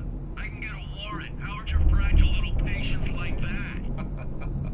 Oh, I'm thoroughly intimidated by your mighty authority now, Agent. Listen, you smug snob. How would you like it if I busted through this gate and knocked you around a little? Agent Nightingale, first of all, I'm recording this conversation, so you might want to watch what you say.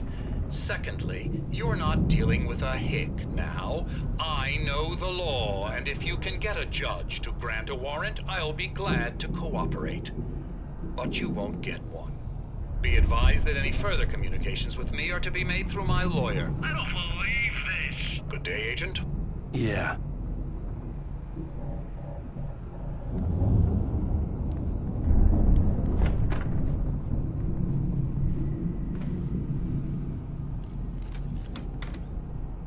Barry?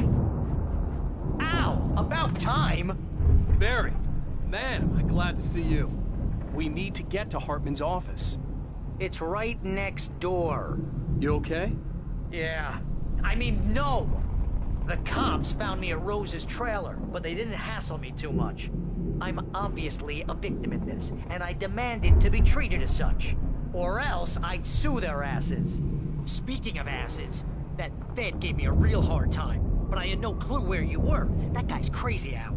but he let me go, and then I get a call from Hartman, that son of a bitch, who tells me you're here, and I should come pick you up, but when I got here, 2 goons clobbered me and stuck me in there. What's with the cutout? I stole it from the diner to piss off Rose after what she did to us. That'll teach her. Yeah, that's a harsh punishment. Come on, pal, we gotta get going.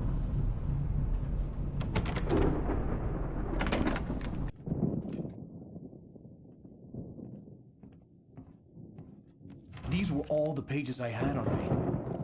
And more.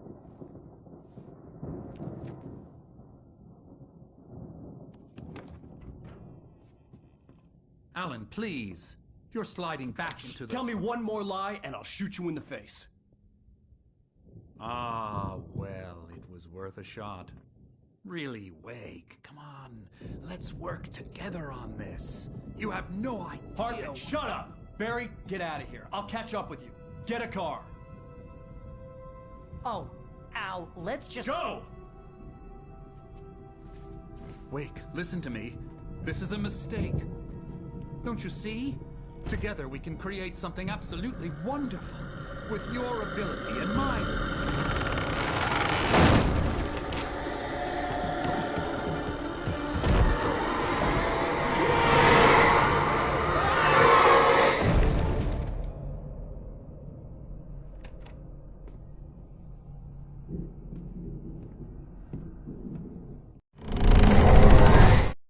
Hartman followed the fall of Alan Wake with his binoculars. When the rider hit the water, he ordered Jack to take the boat to him. The spot was easy to see in the dark, even with all the extra lights in the boat. The flare floated and kept burning even in the water. Jack turned the radio louder as the engine sputtered. The music was rough and clanking, something the Anderson brothers would no doubt have enjoyed. But Hartman chose to ignore it. Wake was finally within his reach.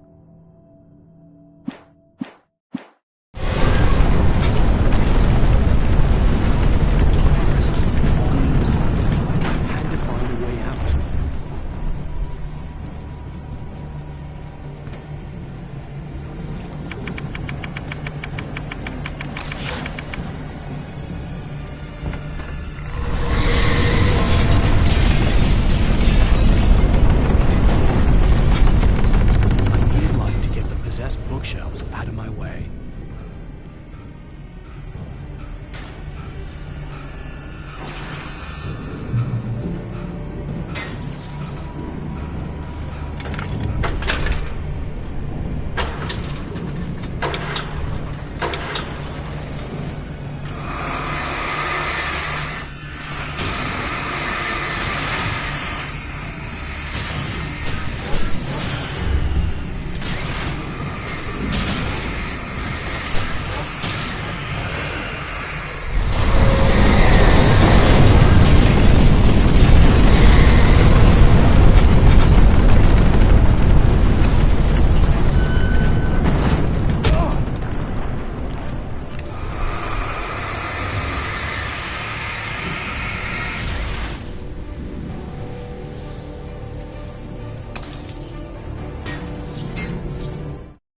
Hartman knew he was no creator.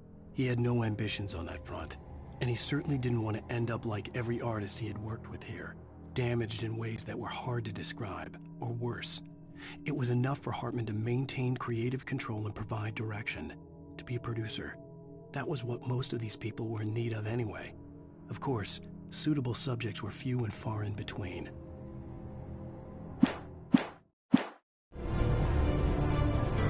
Most of us are filled with shadows. A shiver down your back, a glimpse from the corner of the eye. You can't find it on purpose, but take a wrong turn, or the wrong bus. Wonder where you are when you wake up. You will find yourself in a small town. Night springs. Tonight's episode, the dudes marry. Sometimes, even the simplest things prove impossible.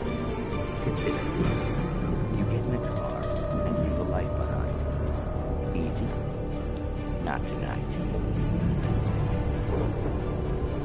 Thanks for the ride, Mark. I'm so glad to be leaving this place. You have no idea. What? What, Night Springs?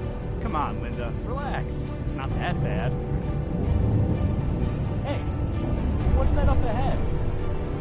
Oh, God. There's someone in the road. I think there's been an accident.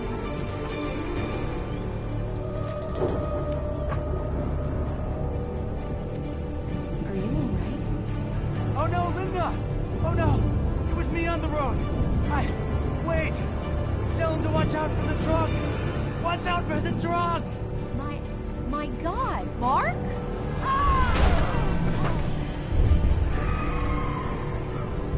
Oh, God! Oh, please!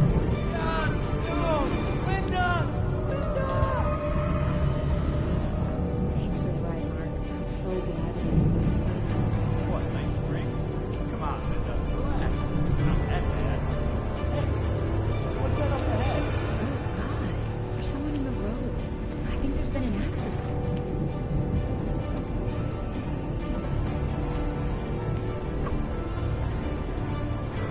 Are you alright? Oh no, Linda! Oh no! It was me on the road!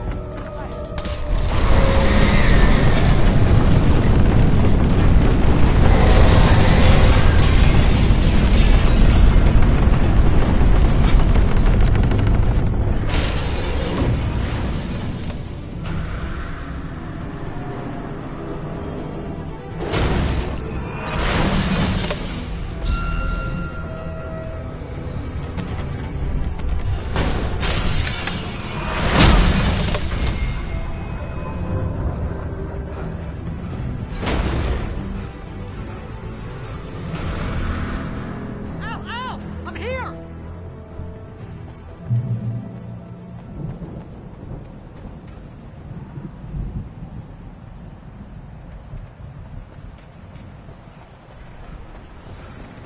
Come on! Gotta get going!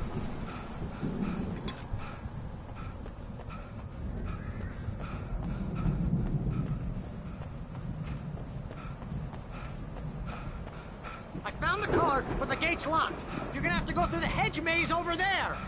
Barry, I don't have a light. Take this, Al! Oh, God! Look at the house, Al!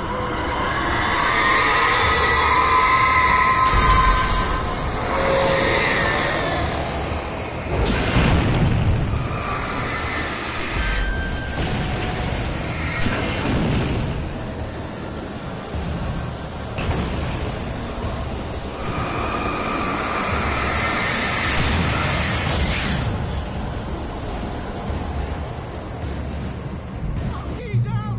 The house looks bad! Let's get out of here!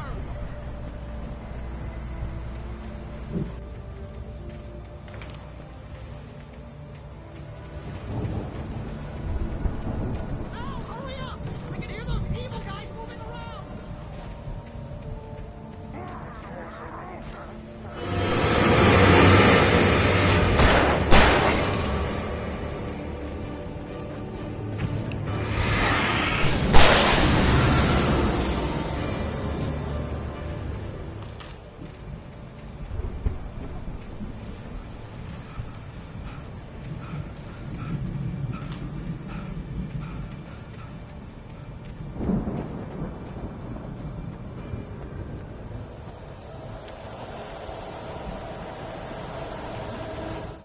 I stared at the Viking paraphernalia that littered the area, surrounding an unlikely centerpiece. A full-size stage complete with an impressive sound system with all the trimmings, including a dragon. It took a special kind of crazy to build something like this in a remote field. When the sky split open with a deafening boom and the music started blasting, it felt strangely appropriate.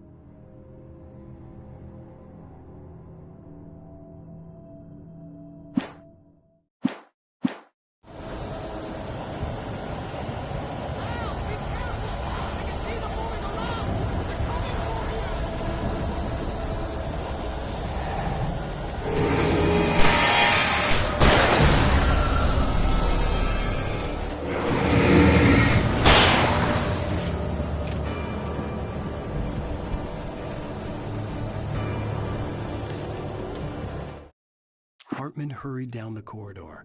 He had disliked leaving Wake when he was surely at his most susceptible to therapy.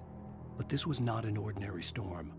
Wake had been riding, and he had woken something up in the depths of the lake. Now, it was coming for him. Hartman had naturally prepared for a situation like this. The idiot brothers would keep Wake distracted while Hartman double-checked everything, just to be sure.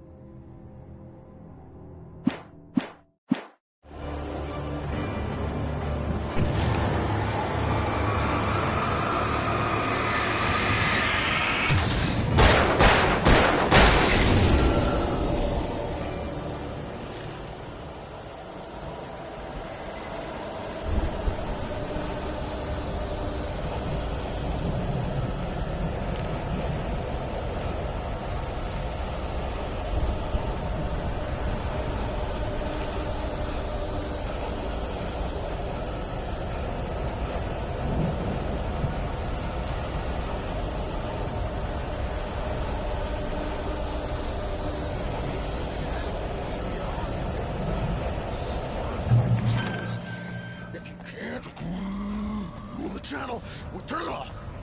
We don't want any fighting. It makes me sad. You get 2 pills in the morning, and then you'll be nice and calm. You get 3 pills in the evening. You sleep like a baby.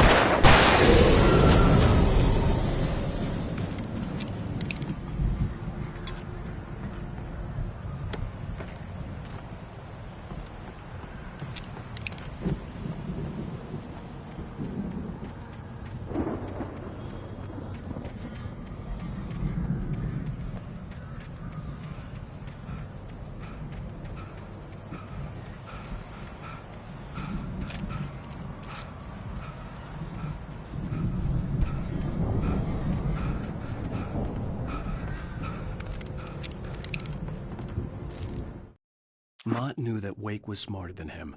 Wake had more money, a beautiful wife, everything. And Hartman said Wake was important. That made him better than Mott. But Mott was calling the shots now. He'd expected Wake to whimper and grovel, but instead, he seemed willing to fight. Mott knew he'd gotten under Wake's skin. If only Mott actually had his wife. The thought made him shiver.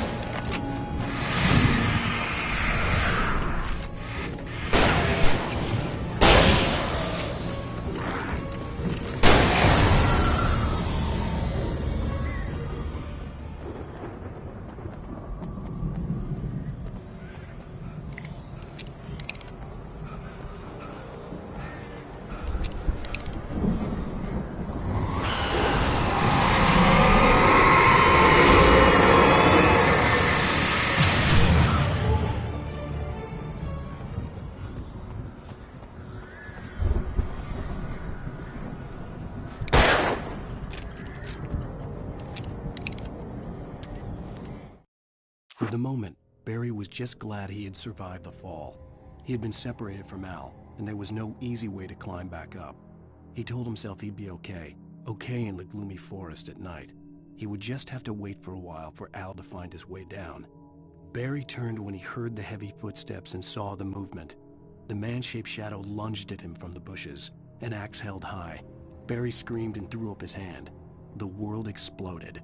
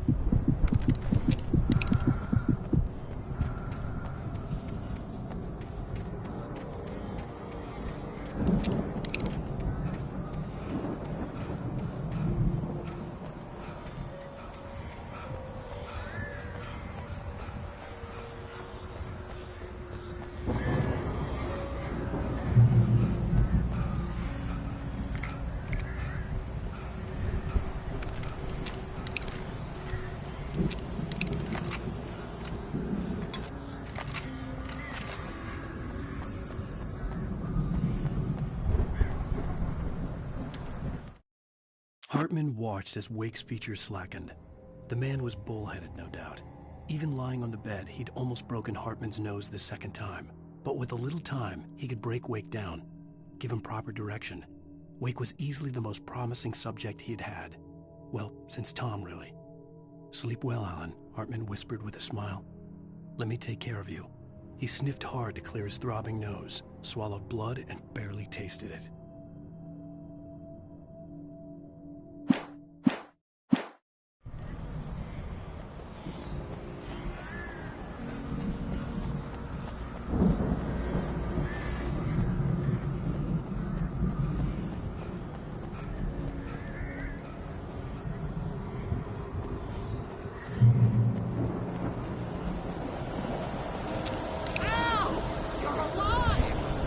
Let's get out of here. Can you open this gate?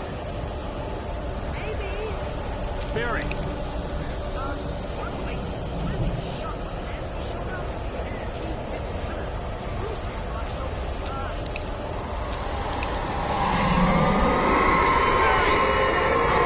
don't worry about it.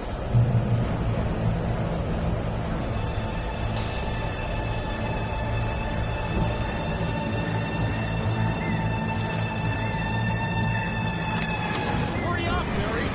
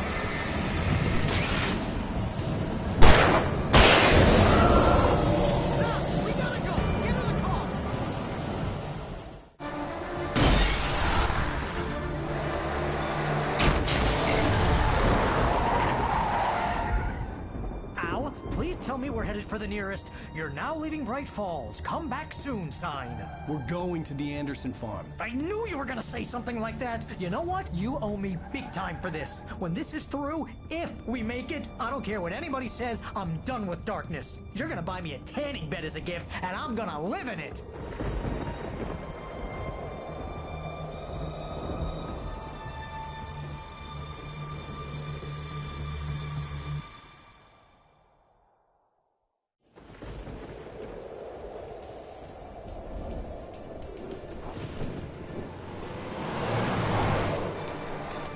I'm crazy, but that's fine, Barry. Oh, you got that right, Al. You're barking mad. You are by far the craziest... But maybe that's inevitable when you deal with crazy stuff like this. It helps. This is happening, Barry. Alice, they never had Alice. She's trapped in the darkness at the bottom of the lake, but she's not dead. Al, how can you know that? I know, Barry. I can... Al, No, listen. I can bring her back. I can find her. There's something special about this place. The lake, it does something to the works of art created here. It makes them come true. But there's a catch. The dark presence, whatever that thing is, twists it to its own ends. That's why all of this is happening. It's using my manuscript to take over everything. Al, I believe you. It happened to Thomas Zane before it happened to the Andersons. I believe you. Crazy or not, you're not delusional. Weird shit's going down. That's a fact. I'm on board, man. I'm with you. The Andersons knew about it, but they were too far gone to tell me with all the drugs they were on. But they wrote it down. There's a message somewhere at their farm, Barry. We just need to find it. Look out!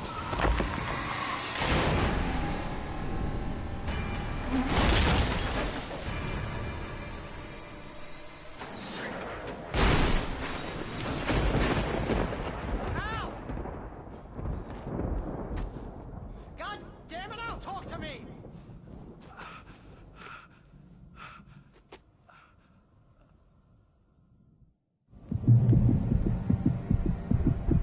I had lost my gun in the crash. Barry was nowhere to be seen. Barry! Barry! Oh, man, you're okay! Jeez, it's good to hear your voice! I was trying to get out of the car, but the ground gave way! Man, what a drop! But don't worry, your cutout is fine. Forget that! Are you okay? I hit some bushes, didn't get a scratch! There's no way you can climb down, though! It's like a sheer wall! Al! There's something moving down here! Barry, it's a taken! Use a flare, Barry! Yeah! Barry, are you alright? I'm good, Al! I'm great! Guess you never mess with anyone out in New York City! Out to the farm, Al! I'll be waiting! Barry, just wait for me, okay? Al! I'm not staying here! It's suicide! I'm going to the farm!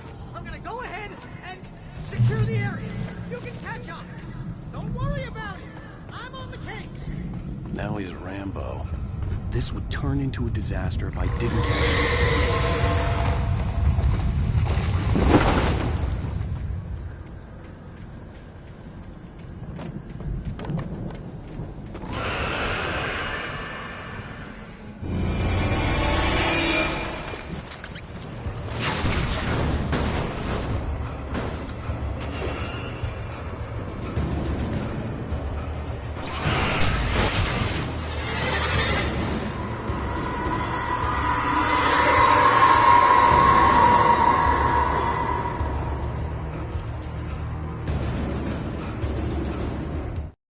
When he stopped the car at the Anderson farm, Walter felt relieved. Oblivion was close at hand. The brothers wouldn't miss a jar of moonshine or two in the booby hatch. But then he saw the man on the porch, and he knew who it was. Driving for his life and knowing it was useless, he didn't realize he was crying until he couldn't see the road for the tears.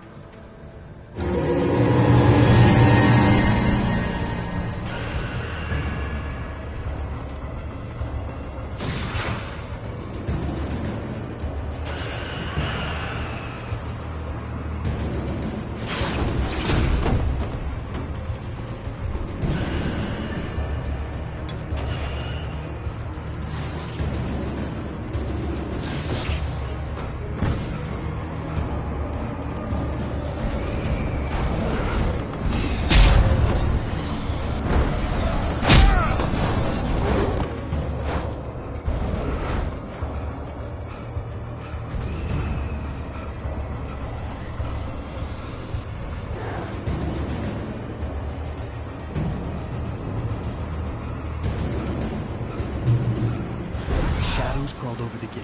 I needed a light to destroy them to get through.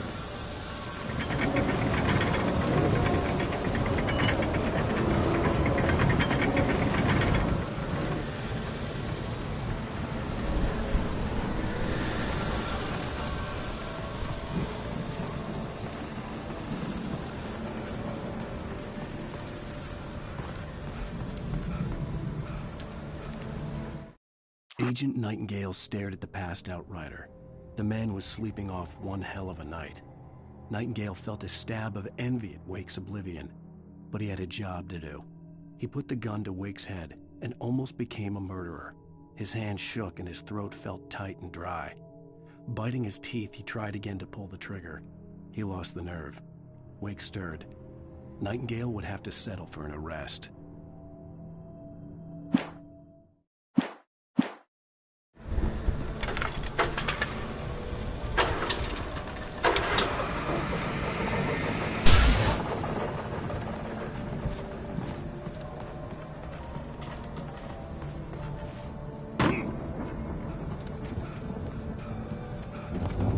I could sense the movement in the woods ahead. Facing the enemy without a weapon was dangerous, but I had no choice.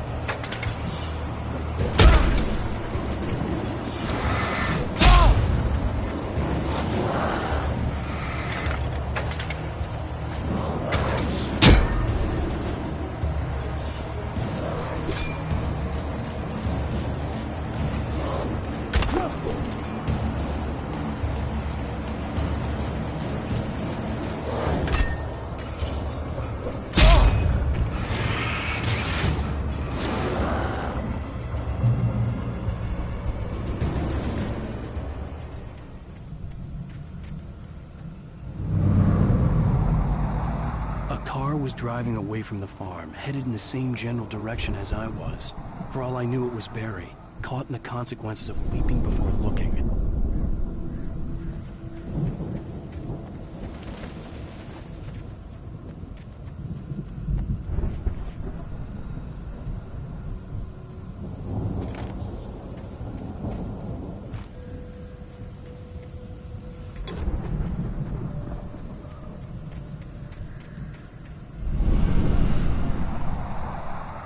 The car was heading for the cabin up ahead. It wasn't far. If it was Barry, I would see the damage soon.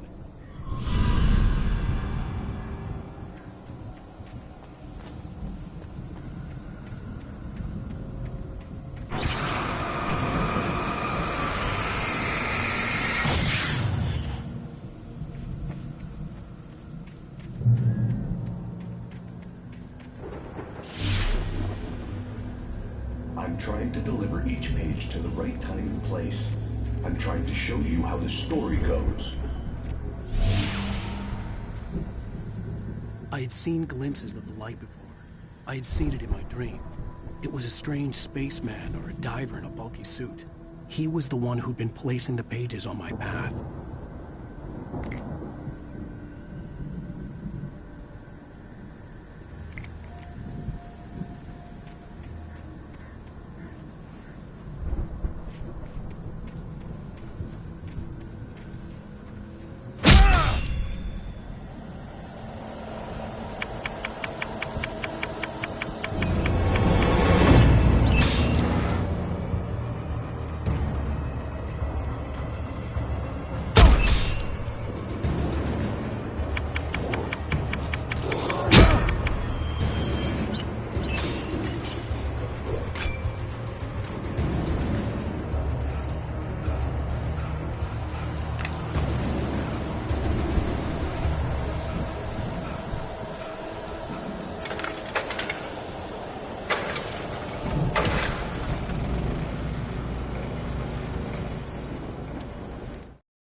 The storm raged on as the Anderson brothers walked unsteadily away from the clinic with the other patients in tow, knowing that this time they wouldn't return.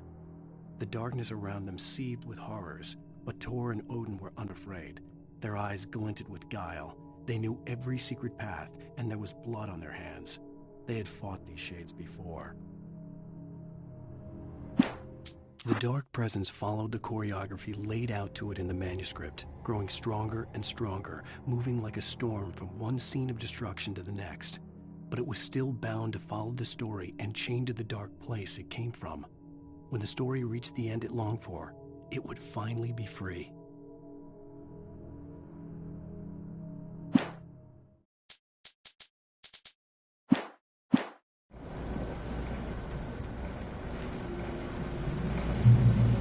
Someone had left a gun behind. Now I had a fighting chance of reaching the farm.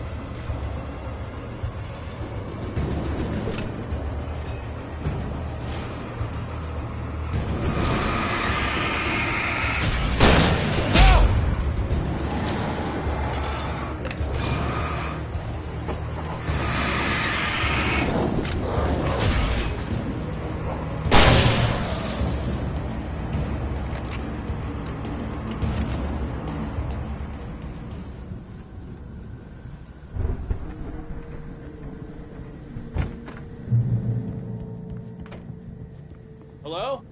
Anybody here? Barry! No! Danny, you're not! Please!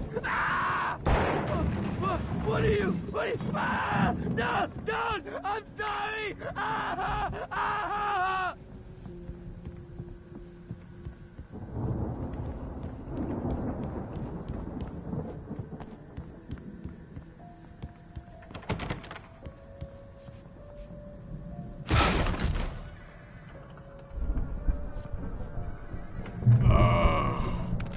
I know you. You were in jail the other day. I went to the farm again for the moonshine, you know? It makes you see. They're not gonna miss it. They're in the loony bin. But my buddy, Danny, I lost him. Something's gone wrong with him. It's not him. Like a real bad follow-up to a real good movie. The best friend's suddenly the bad guy. Who wrote this crap anyway?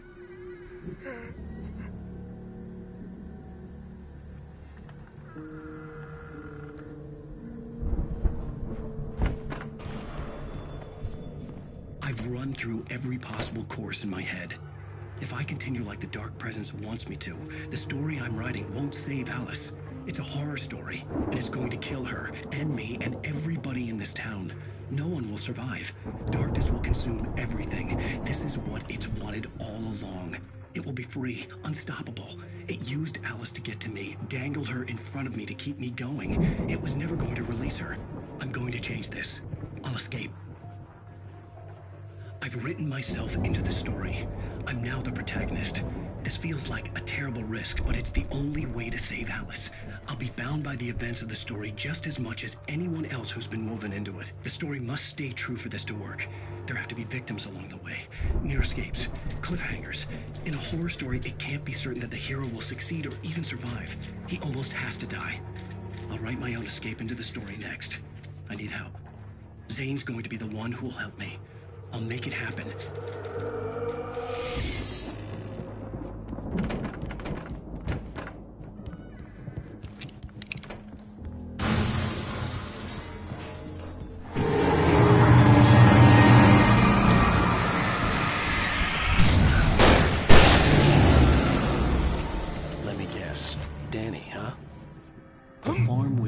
good distance away. I'd need a car to get there fast.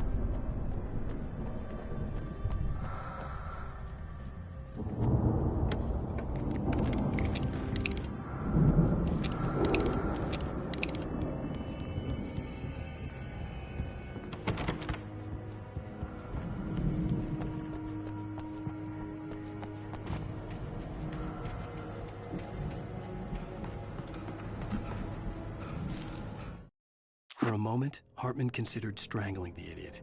Mott was mean-spirited, but easily manipulated, an emotional infant who lived for his approval.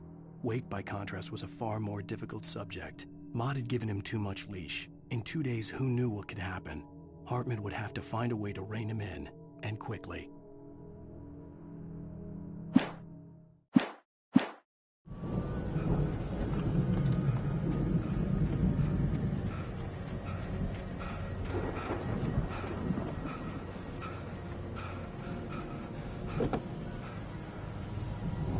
If Barry wasn't up here, he was probably in trouble down at the farm. For a moment, I felt bad for doubting him. After all, I made it this far myself. But Barry was Barry.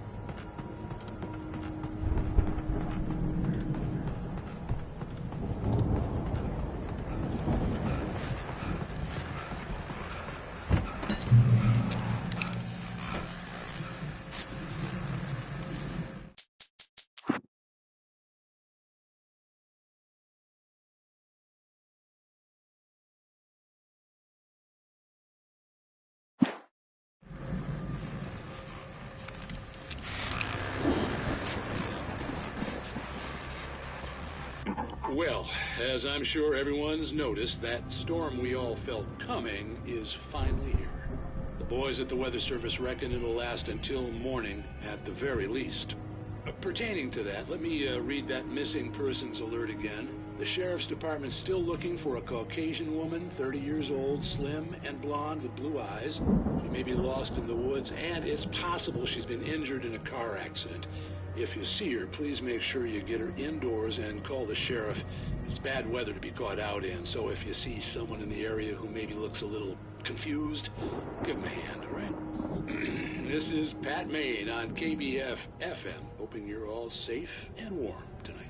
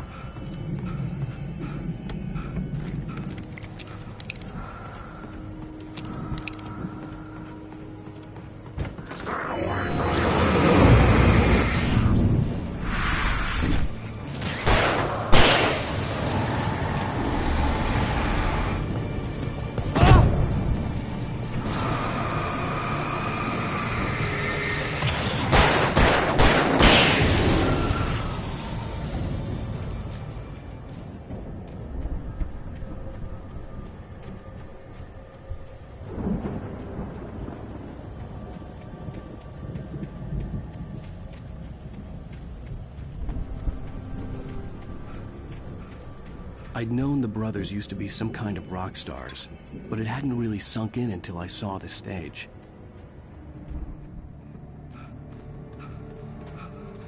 Ow! Run! Incoming! There's too many of them!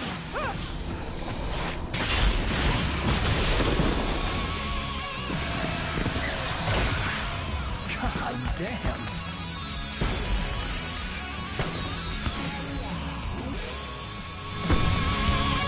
I'm so glad you decided to go it alone, Mr. Bronson. Shut up and shoot! Ow! We have to fight them all! I can set off more of the fireworks right here and help you out! Hey, Al! Did you notice this panorama and stuff around? This place is stocked! Al, hold on! I'm trying to get the stage lights on!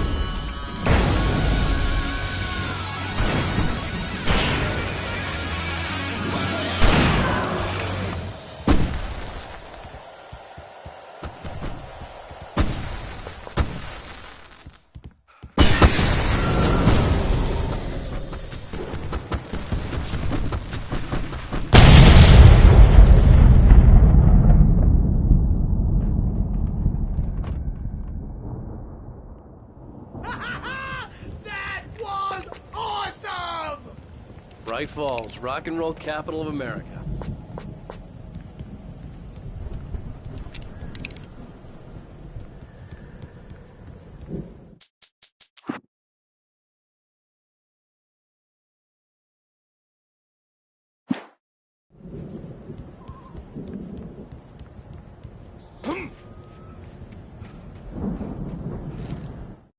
Deputy Mulligan tuned Thornton's chatter out. He didn't think riders were particularly useful people, and a huge manhunt for one stuck him as idiotic. Certainly not worth the missed opportunity for coffee and pie. It wasn't even clear what the man had done, except run from them at the trailer park. Mulligan knew he wasn't alone. The sheriff's patience with the Fed was running out.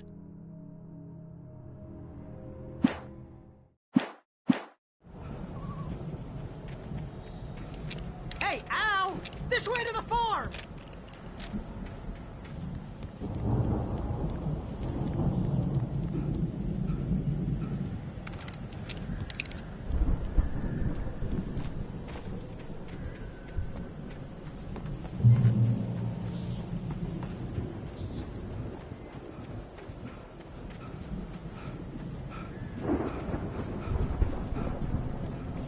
See, bestseller, no reason to worry. Your cutout's good as new, right where I left it. I'll come back for it once we have the place secured. Yeah, that's been my biggest worry all this time.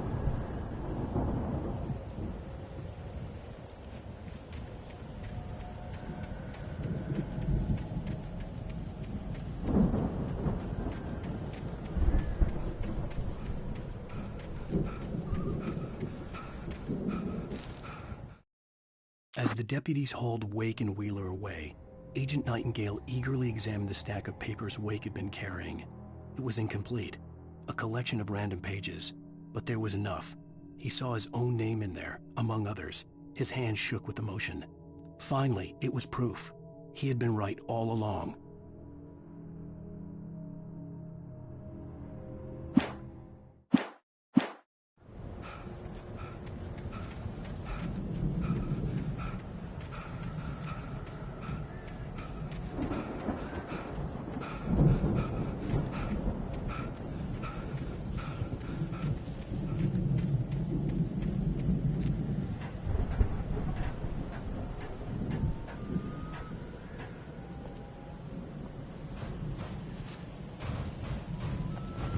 Hey, I think Alan Wake here has something to say.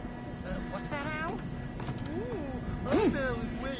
I'm always right about everything. And if I don't get my way... Wow! You look at that thing, Al! They really went on... Sleep. We all spend a third of our dreams in its soft embrace, somewhere between fantasy and oblivion. But dreams have a way of forcing themselves into waking life, or vice versa. In Night Springs. Tonight's episode, The Dream of Dreams. That's by someone else. We join Mr. Jones as he explores the endless dreamscape, only to be brought to a sudden stop by a decidedly mundane situation. A long line of people. Hey, Jones, right? Listen, we're gonna have to wait until His Highness over there is good and ready. Oh, wow. Who's that? You don't know him? What are you, new? He's the guy dreaming us. Well, not just us. He dreams everything. All of this. But wait, no. I'm the one who's dreaming. I'm asleep. Isn't this my dream? Oh, yeah. Sure. Get real, pal. You're just another dream. I'm a dream. You're a dream. The weirdo in the diving suit is a dream, and the girl made of smiles and sunshine is definitely a dream. But I'm pretty sure I'm dreaming this. Well, maybe you're a really confused dream. What am I, a shrink? All I know is I'm going with the smart guys, and they say that's the guy doing the dreaming. Right there. I don't know what that means. It means we keep him happy. No sudden falls. We make sure he has his clothes on when he goes out in public. No chases where the monster is nipping at his heels and he runs like crazy, but his legs don't seem to get him anywhere. None of that. Because if he wakes up in a cold sweat... Oh... Yeah, precisely. So we wait till he wants to move on. Keep things nice and calm. Hey, something's happening here. Yeah? What's that? What? Can't you hear that? Oh, God help us, it's an alarm clock. Oh, it's you, isn't it? Please, man, I got a wife and kids. Please don't wait.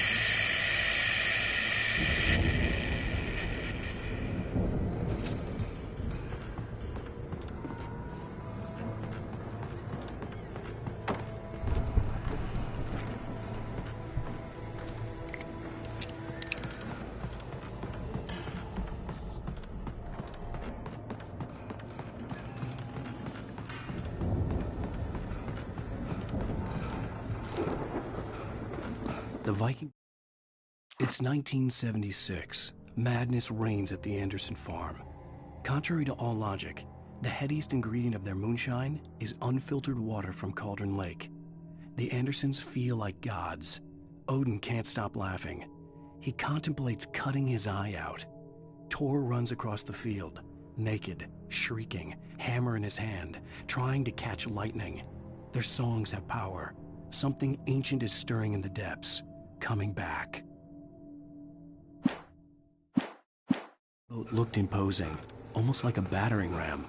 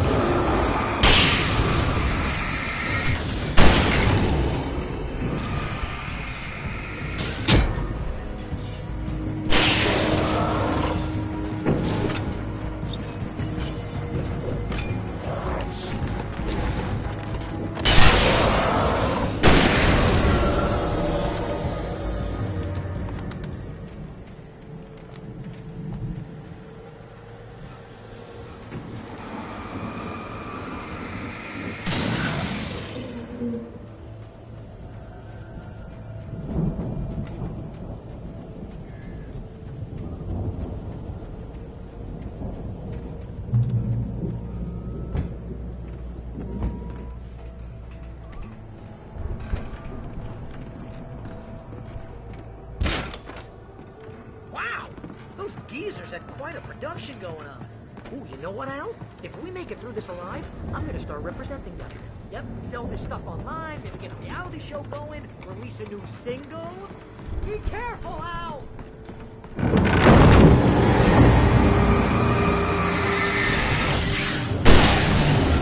Whoa! You okay, Al?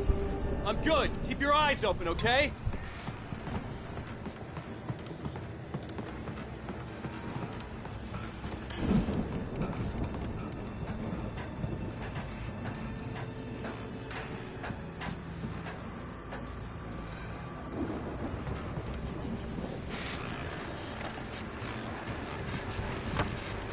As you regular listeners know, I tend to work through the night, but I'm not the only one.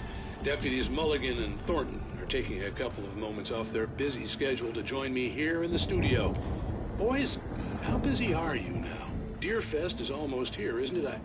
I bet that keeps you in business. Pretty busy, yeah. Actually, Pat, we've been real busy with other stuff. Which concerns an ongoing investigation. We can't talk about that, Thornton. I wasn't gonna say anything. I was just saying we got, other irons to fry. And how would you compare your workload to last year's? Things have seemed relatively peaceful to me, but people do tend to get a little wild this time of year. Oh, it's wild, Pat. It's pretty wild. There's been all sorts of trouble this year. Vandalism, fighting, public disturbances. A lot of people gone missing, too. Yeah, it's pretty much the usual stuff, Pat. Just, a lot more of it.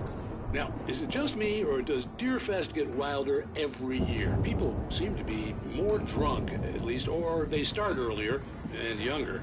Oh, it's definitely not just you, Pat, but... Definitely, Pat. Hey, I'm talking here, Thornton. Oh, shoot, I lost my train of thought. Not just me. Oh, yeah, it's wilder, Pat, but actually most of the trouble seems to be coming from grown men. People who ought to know better, Kids are doing fine this year. Well, that's nice to hear at least. Boys, I want to thank you for stopping by. I'll let you get back to your patrol. Sure thing, Pat. Yeah, sure thing, Pat.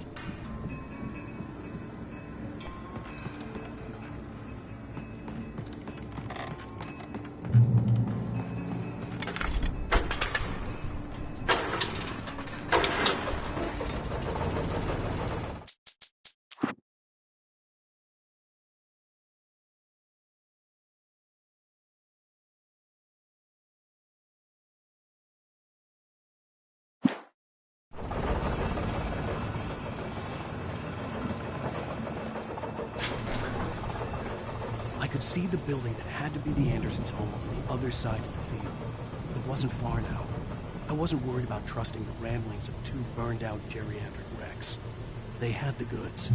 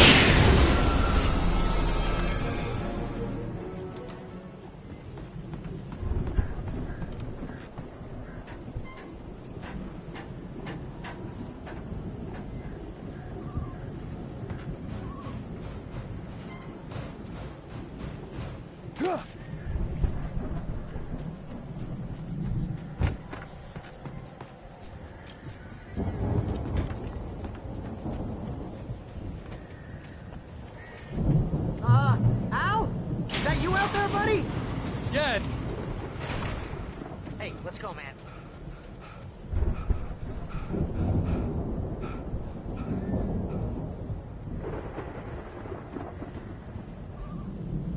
I think we're gonna have to work together to open this gate, Al. Looks pretty... Ah! Hey, I think that's the farm on the other side of the field. We're almost there. This farm is a crazy place for crazy people. We should feel right at home then.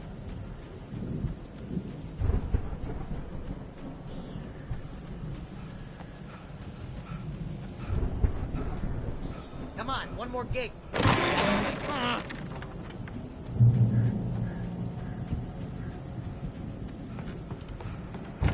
lights are out. I guess we better check the fuse box.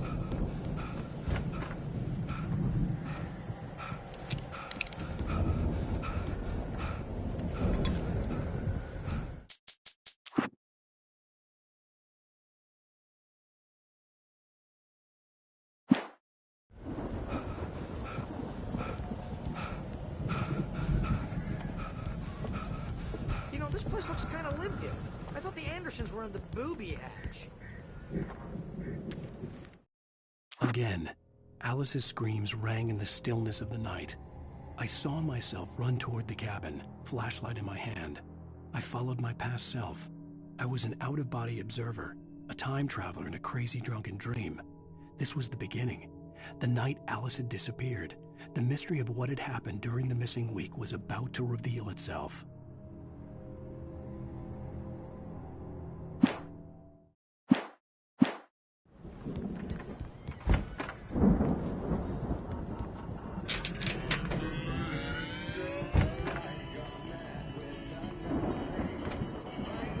Can you hear that, Al? Is it?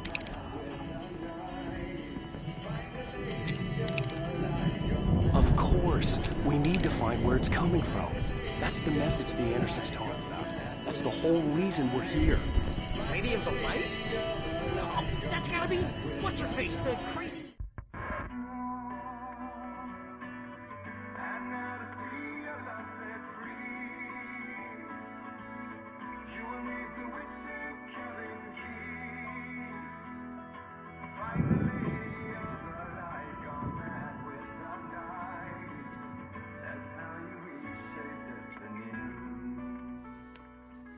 Okay. We need to find Cynthia Weaver. We'll stay here for the night and head back to town as soon as it gets light. Hey, Al. Lots of hours before dawn. Might as well get some rest. And by rest, I mean drunk. Come on, Barry, this is... Yeah, what the hell?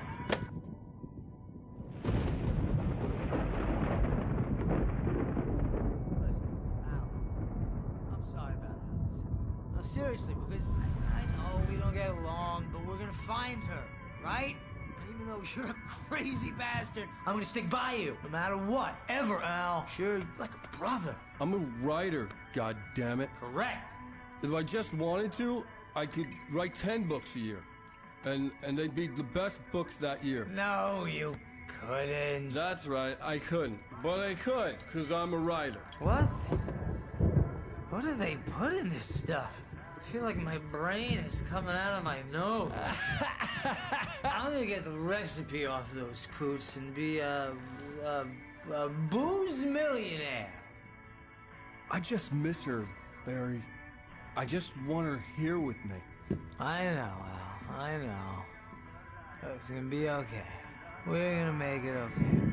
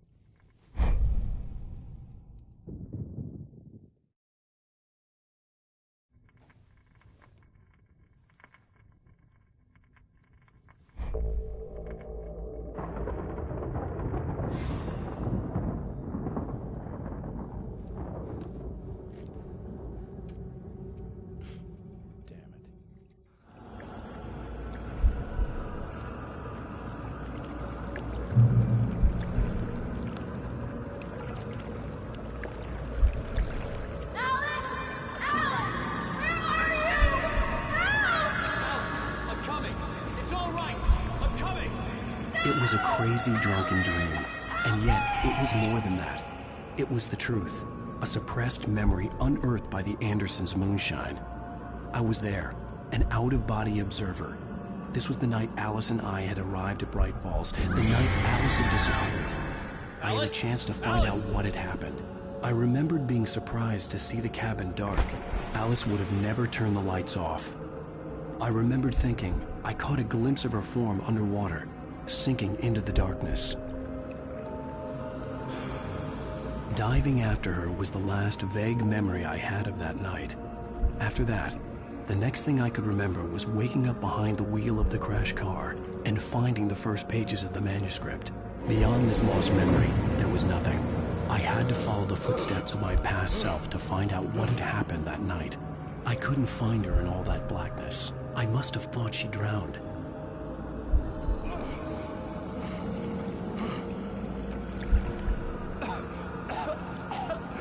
Alice! Jagger had Alice, and so she had me. Alice!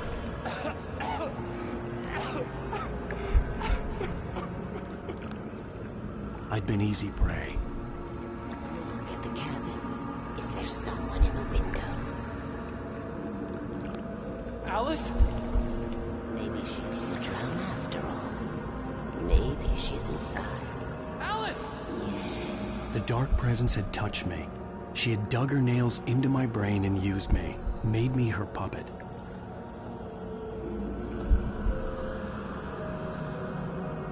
She must be here somewhere. Maybe upstairs in the study. Alice! Yes, that's where she is. You can apologize. Alice! You laugh at the whole thing together and put it Alice? behind you. She's not here. You were foolish to think so. No, she's dead. She drowned. No, no, no! It's your fault your wife is dead. You are guilty. All she wanted was to help you right. You killed her. Oh, hush. There's still hope. Cauldron Lake is a special place. Here, you have the power to change things. She wanted you to write. I will tell you what to do.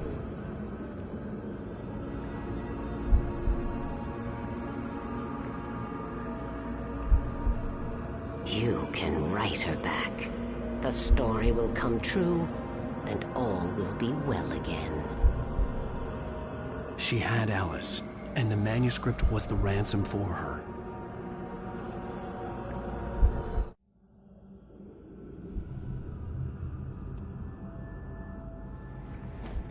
Yes. All right. I'll fix it. I'll bring her back.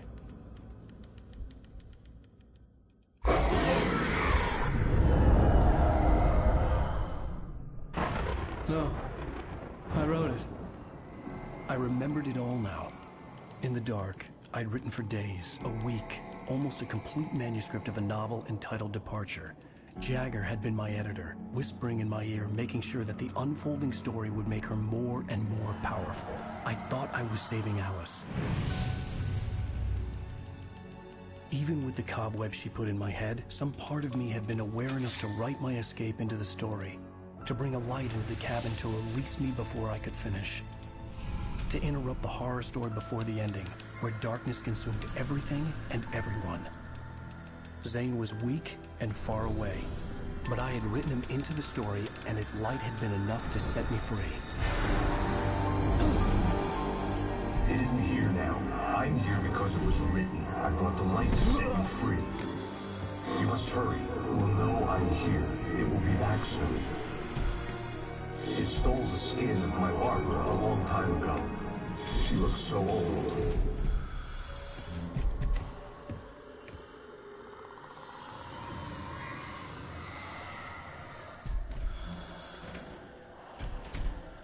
I had woken up, confused and groggy, my mind consumed by darkness and fear. All I could do was to escape.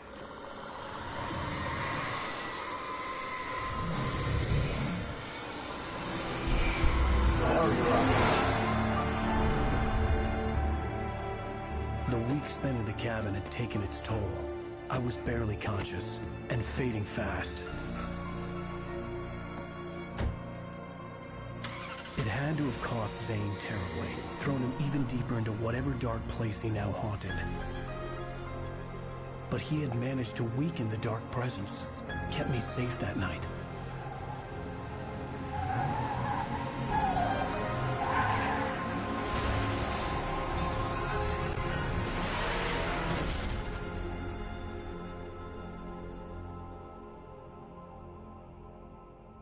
I wrote it. my fault. That's right, James Joyce. It's your fault, and you're gonna pay for it.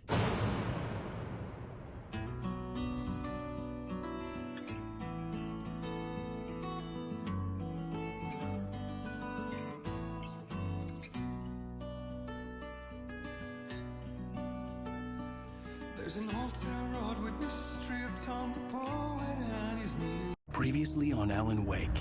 Under the influence of the Dark Presence, I wrote a horror story that is coming true. Jagger had been my editor, making sure that the unfolding story would make her more and more powerful. Some part of me had been aware enough to write my escape into the story. Together we can create something absolutely wonderful.